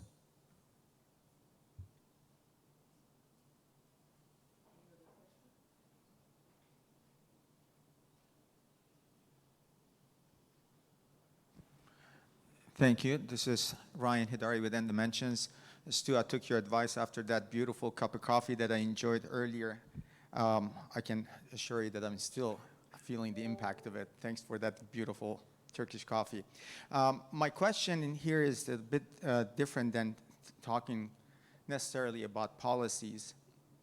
Obviously, there are a lot of great suggestions, ideas, requirements that needed to come up with the new policies, regulatories. However, from the perspective of seeing the impact down the chain, my question is to you, Juan Carlos, how do you determine the impact or benchmark the impact of such changes down the chain of the electricity, in this case being the ISO, market participants, and of course, vendors? How do you benchmark the impact of that to determine the cause and also the duration required to make these implementations?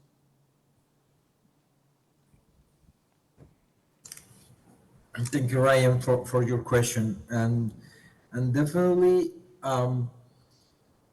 in order to make things like match from the point of view, like from the whole change, and also, as you mentioned, like vendors also, we have to think that all the things that we need in order to go through the energy transition, in order to make our markets like a modern system, we do definitely need the technology, and there is a space for those kind of things that you mentioned, like how to articulate that if you want to incorporate technology in the system, the reason behind that is that you need like a more efficiency, and more efficiency means like more competitive prices, for instance. And definitely there is also a place for that for the different vendors or developers of those technologies.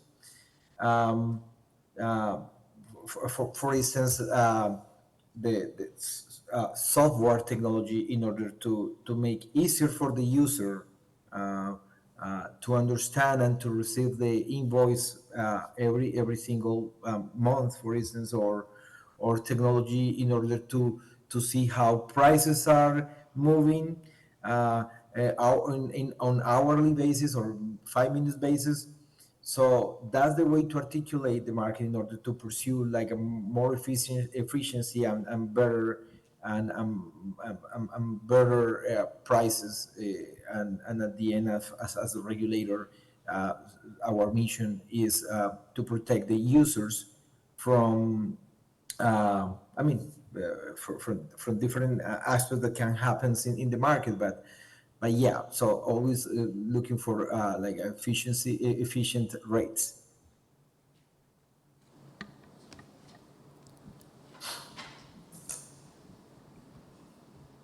Hi. Thank you for that wonderful discussion. I wanted to ask a question regarding the demand side. When you're talking about energy transition, then of course we are wanting more low carbon technologies to be integrated to the grid. And for a small consumer, if you are expecting him to use heating on electricity, transportation on electricity, that would require an increase in demand, and he would want the sanction load to be increased, which would require grid reinforcement.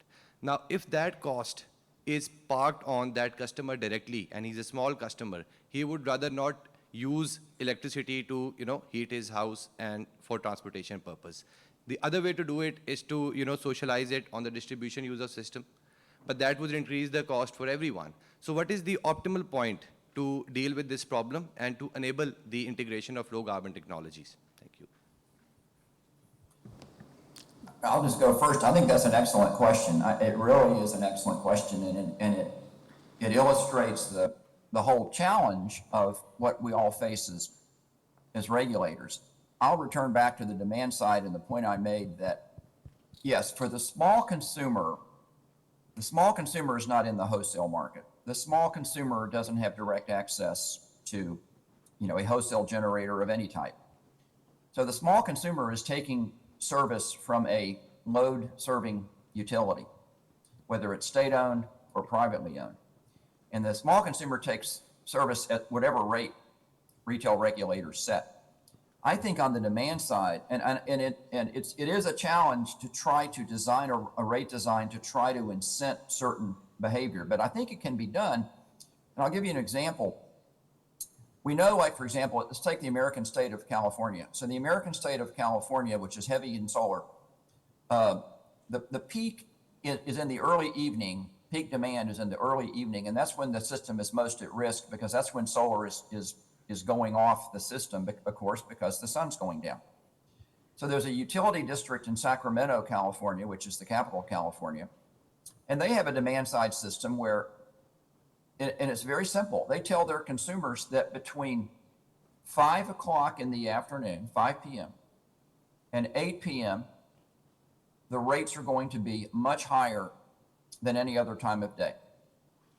And I asked them, how have consumers reacted to that? Because you're basically telling them between 5 p.m. in the evening and 8 p.m. in the evening, the cost of electricity is going to be a lot higher. And the head of that utility told me that consumers have reacted very well. First of all, it's simple. Everyone can understand that. Everyone can understand that for that 3 hours, they're going to pay a lot more. So it gives them an incentive to move their demand outside of that 3-hour time block. And for people who have an electric vehicle, they don't have to charge the vehicle in that time block. They can wait much later. And so they don't have to run an appliance like a washing machine in that time block. So I think on the demand side, the key principle is, and Martin's very right, this is it does involve increased prices one way or the other. But if you design a system on the demand side that's simple and consumers can understand, the small consumers, it can work and it can be accepted by consumers. If you make it very complicated, it won't work. So really on the demand side for small consumers, I think the key principle is the rate design has to be simple and understandable. It cannot be complicated.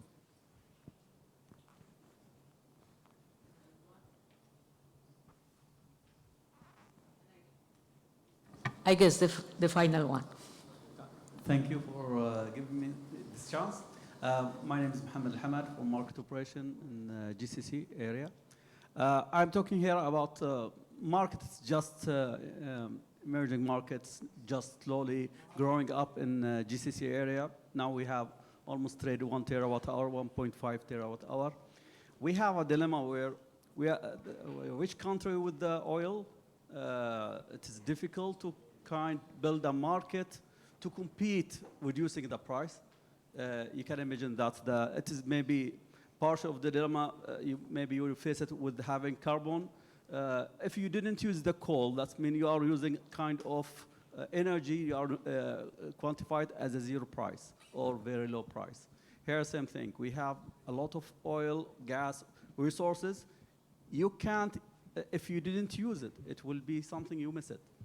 And here, how we can, what's the key item we can use it to boost the market in GCC region? Take in consideration fuel, they have a lot of them, and for hundreds of years, and how you evaluate it, and how you can build a market having different resources, and to ignite such of market to compete each other to, deliver the best price for the region.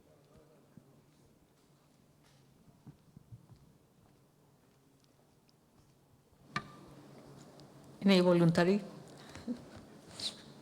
Okay. Is the question clear? If I can repeat it, what is the key item that will help the developing countries, like GCC countries, in the market to create the market, electricity market working through this environment, having a lot of resources of oil or suppliers to ignite the market through their relations in this environment? Mm-hmm. Again, I'm not one to give advice to other countries on what to do, but if I were designing a system, if I were a developing country that was designing a system, I think the first question you have to ask is electricity regulation. I've been in this for 20 years, and it can be very complicated, but if you really get back to the real simple element of what you're trying to do, you're trying to provide your people with reliable power at a least cost, because we have a lot, especially in the developing world, you're concerned about cost. We're concerned about cost in the United States.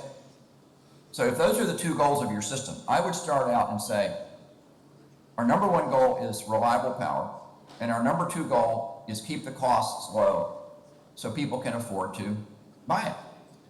So I start with that.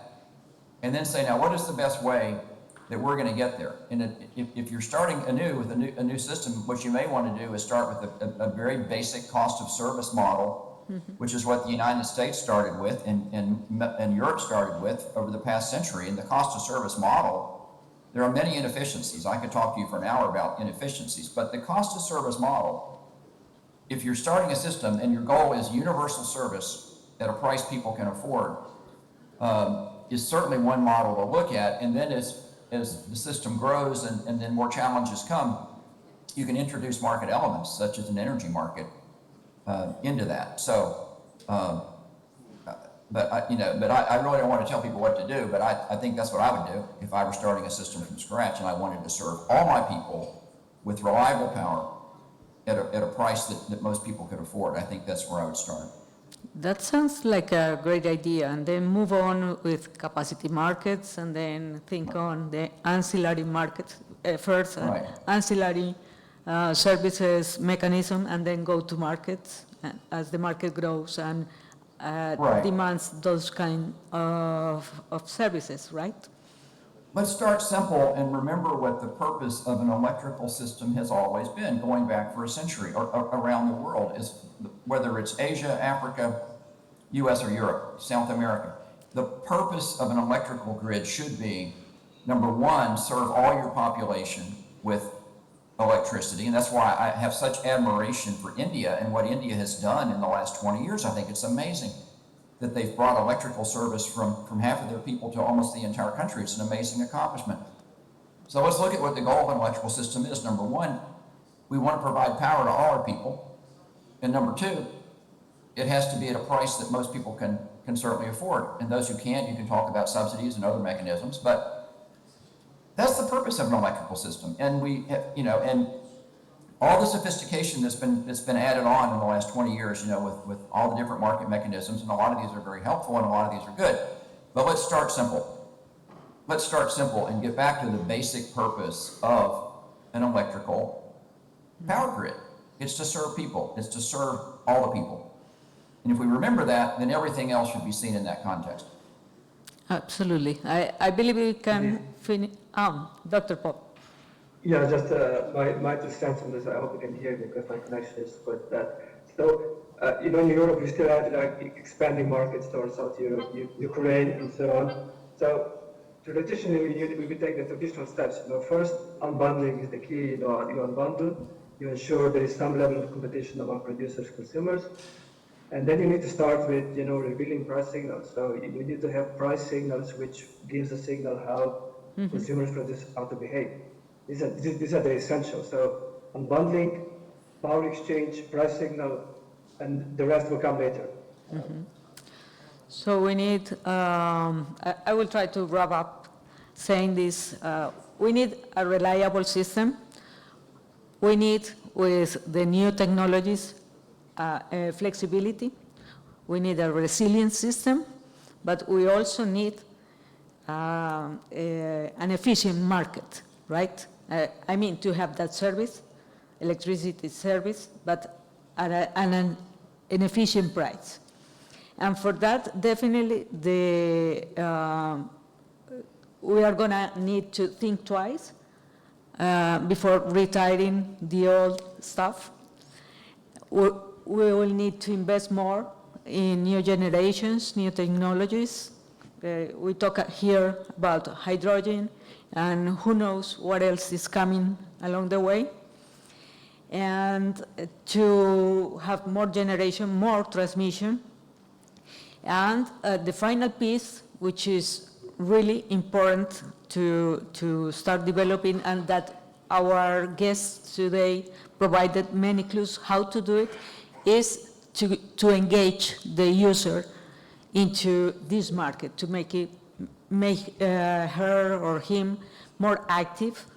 So with that, we will find ways to make it efficient as well. So we will have a reliable service, but in an efficient way.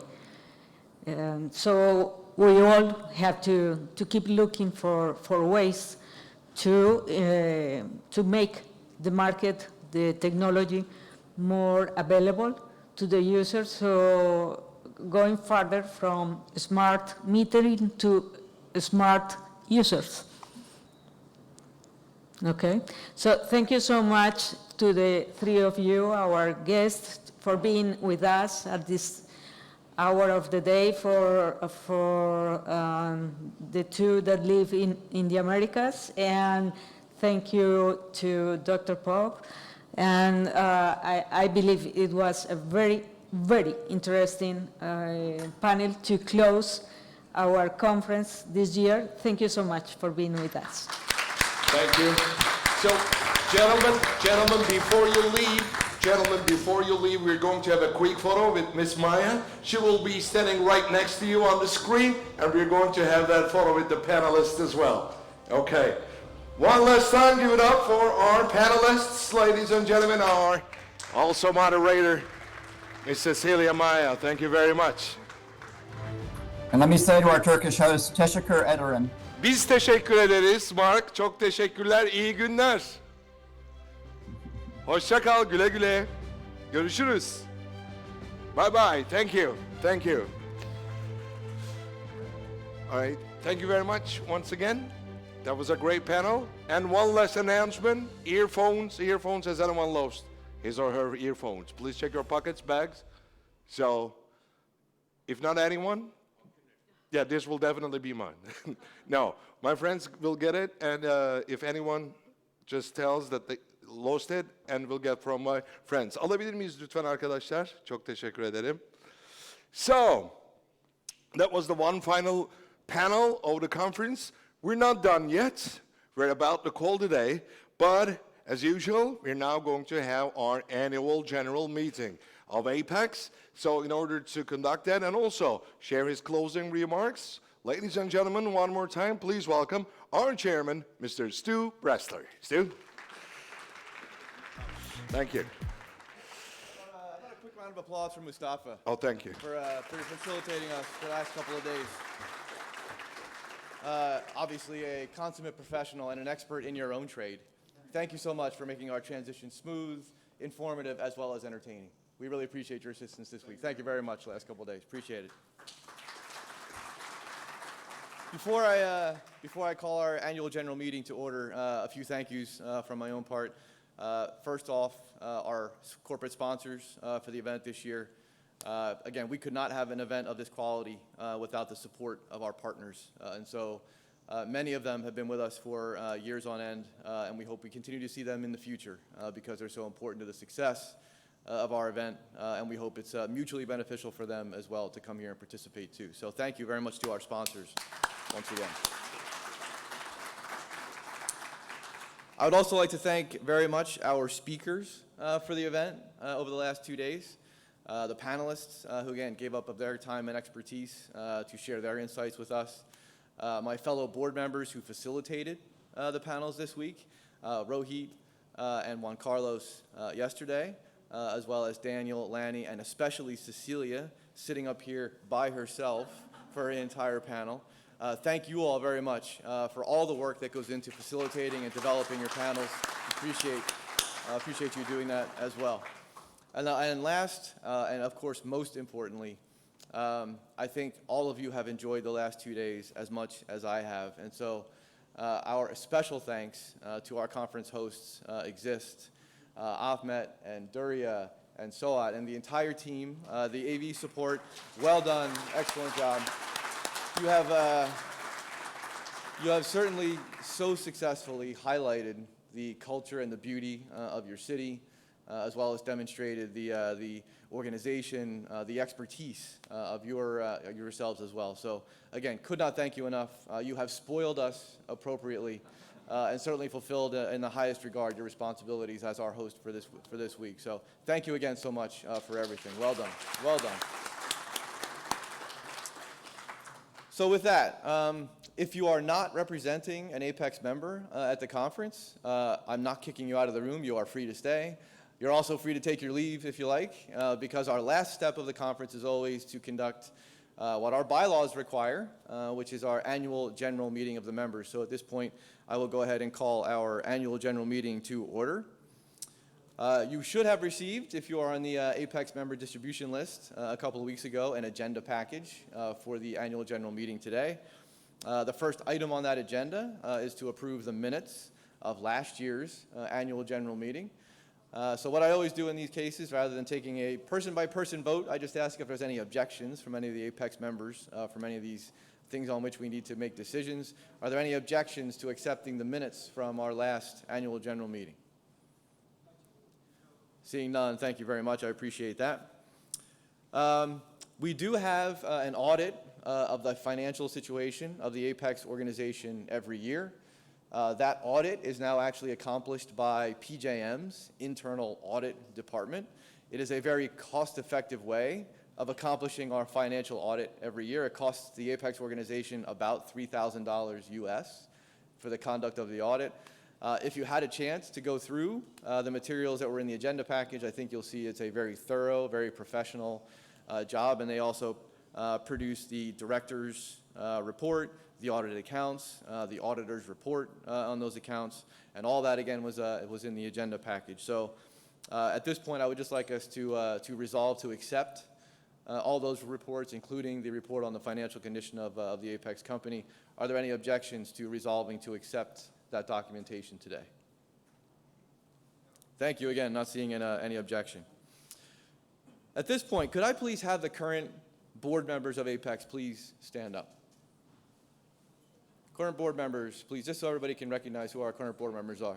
I want to thank my fellow board members for all of your efforts, again, all year in supporting the Apex organization. Thank you. You can go ahead and sit down now. Thank you very much. Daniel referred to this in his opening remarks in his panel, but I actually feel a little bit guilty because our monthly calls are at a nice, convenient, easy time of day, 3 p.m. in the afternoon Eastern time. It's a piece of cake for me. Meanwhile, in New Zealand, it's like 6 o'clock in the morning. In Western Europe, it might be 9 o'clock at night. For those of them in the Middle East or in India, it's downright obscene, the time of day that they need to be on those calls. So they really do dedicate their time and efforts and energy to being on the Apex board. So we do have a little bit of turnover on the board this year. Our New Zealand representative, Stephen Jay, has moved on to another opportunity. He has transitioned from TransPower in New Zealand to the electric grid in the Cayman Islands. So I am insanely jealous of Mr. Jay's transition to his new job. That's the plus side. The minus side is they don't have a power exchange or an energy market in the Cayman Islands. Not yet, right, not yet, exactly. So Stephen Jay has rolled off the board. The board is recommending that we appoint or elect John Clark, who was previously on the Apex board before he transitioned to a new job at TransPower. He is temporarily filling Stephen Jay's responsibilities, but that could last a year or more. And so we're putting John Clark up for election for the board this year. And we have also had a volunteer from Exist to join the board as well, Durya Urbe, who so competently worked so hard for the last several months to get the conference ready and really organize things, has volunteered to join the board. And so the existing Apex board recommends that we actually expand the board by one member and add Durya Urbe to the board as well. So that's your slate of directors that is up for election today. Again, all this was in the agenda package that you received a couple of weeks ago. Are there any objections to electing that slate of directors, the existing as well as John Clark and Durya Urbe, to the Apex board for the upcoming year? Not seeing any objections. So again, thank you very much. Congratulations, everyone. When PJM does our board of director elections, we actually make the directors that are up for election leave the room during the election, just in case there's any negative response. I didn't expect any today, so I don't see the need to do any of that. So thank you very much, and congratulations, all of my fellow directors. Finally, we need to ratify that we do once again assign the job of auditing the financial records for the Apex organization to the PJM Internal Audit Department and authorize the board of directors to fix the remuneration, the compensation to the PJM Internal Audit Department for conducting that audit. So can I ask again the Apex membership to show me any objections to again, having the PJM Internal Audit Department perform that audit and having the Board of Directors fix that compensation. Any objections? Seeing none, thank you very much. I have two more things that are very important, I think. Two advertisements for you, if you will. The board is really constantly working to try to increase the value and the contribution that APEX makes to the industry and the value to you, our APEX membership. And so we have two, I think, advancements that I'd like to really highlight for you to wind up the conference this year. The first one is the APEX website has been somewhat Spartan in the past.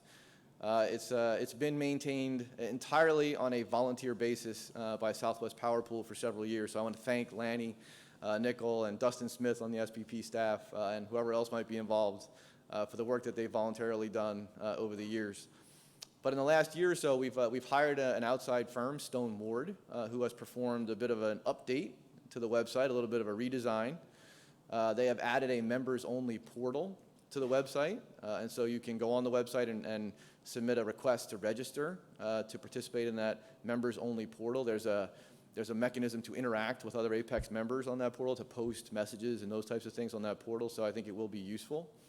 And one of our board members, Omar Malik from CPPA in Pakistan, is going to start the process of working to really enhance the content that we put on the website as well, and I expect the other board members to contribute, as well as other APEX members to the extent they wish to do so, to contribute to producing content for the APEX website as well. So I wanted to highlight that for all the APEX members, as well as any non-members that might be in the audience. Hopefully, any suggestions you have for making the APEX website more usable, more valuable, more beneficial, I think we'd like to try to do that. So that's the first advertisement I have for you. The second one is an extremely, I think, really exciting advancement that we've made in the last several months. And again, I want to credit Omar Malik at CPPA in Pakistan for bringing this proposal to the board. But we, through the CPPA folks in Pakistan, have initiated an electricity market training program, an EMTP.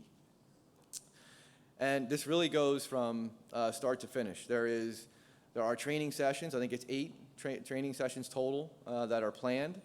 Each session is about 3 hours, 2 hours, 2.5 of instruction, but then with a Q&A and interactive time frame as well. There are quizzes along the way. There are posts that go out as well. There's grading, of course, of those quizzes. And at the end, there's the opportunity to earn a certificate for having participated and successfully completed the training program. So it goes all the way from the training to, again, a certificate. And we kicked off our first session in the last couple of weeks. It was actually, I think, on the end of August, I think it was. Yep. And it was extremely successful. There were 260 participants in the session from 16 different countries. We have 214 participants that continue to be registered in the Google Classroom. And the quiz was not a giveaway. I think about 60-some% or so of the participants got 64% scored above a 5 out of 10, I think. And the average was a 6.17 out of 10. So the quiz is no gimme. You got to earn that certificate at the end. But we are encouraging additional participation in the training sessions. The next one, I think, is scheduled for October 2nd.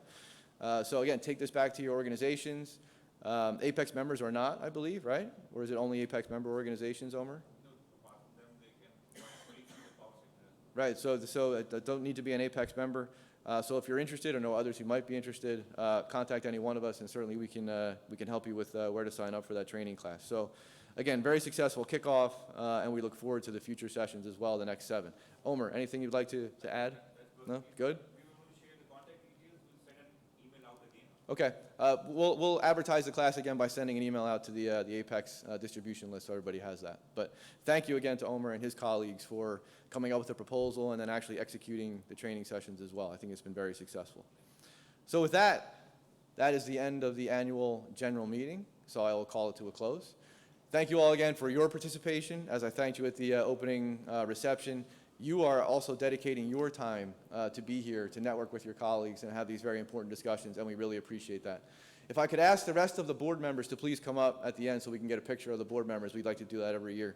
So all the board members, please come up, we'll get a picture. Otherwise, we'll see you all, I hope, at the closing dinner tonight. Thank you all again for your participation.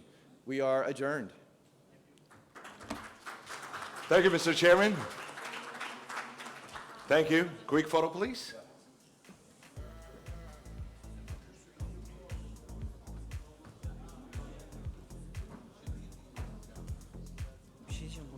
Ladies and gentlemen, we'll meet at the hotel lobby at 5 p.m. And then we'll leave at 5, yeah. And then we'll leave for the closing dinner hosted by Exist, which will take place at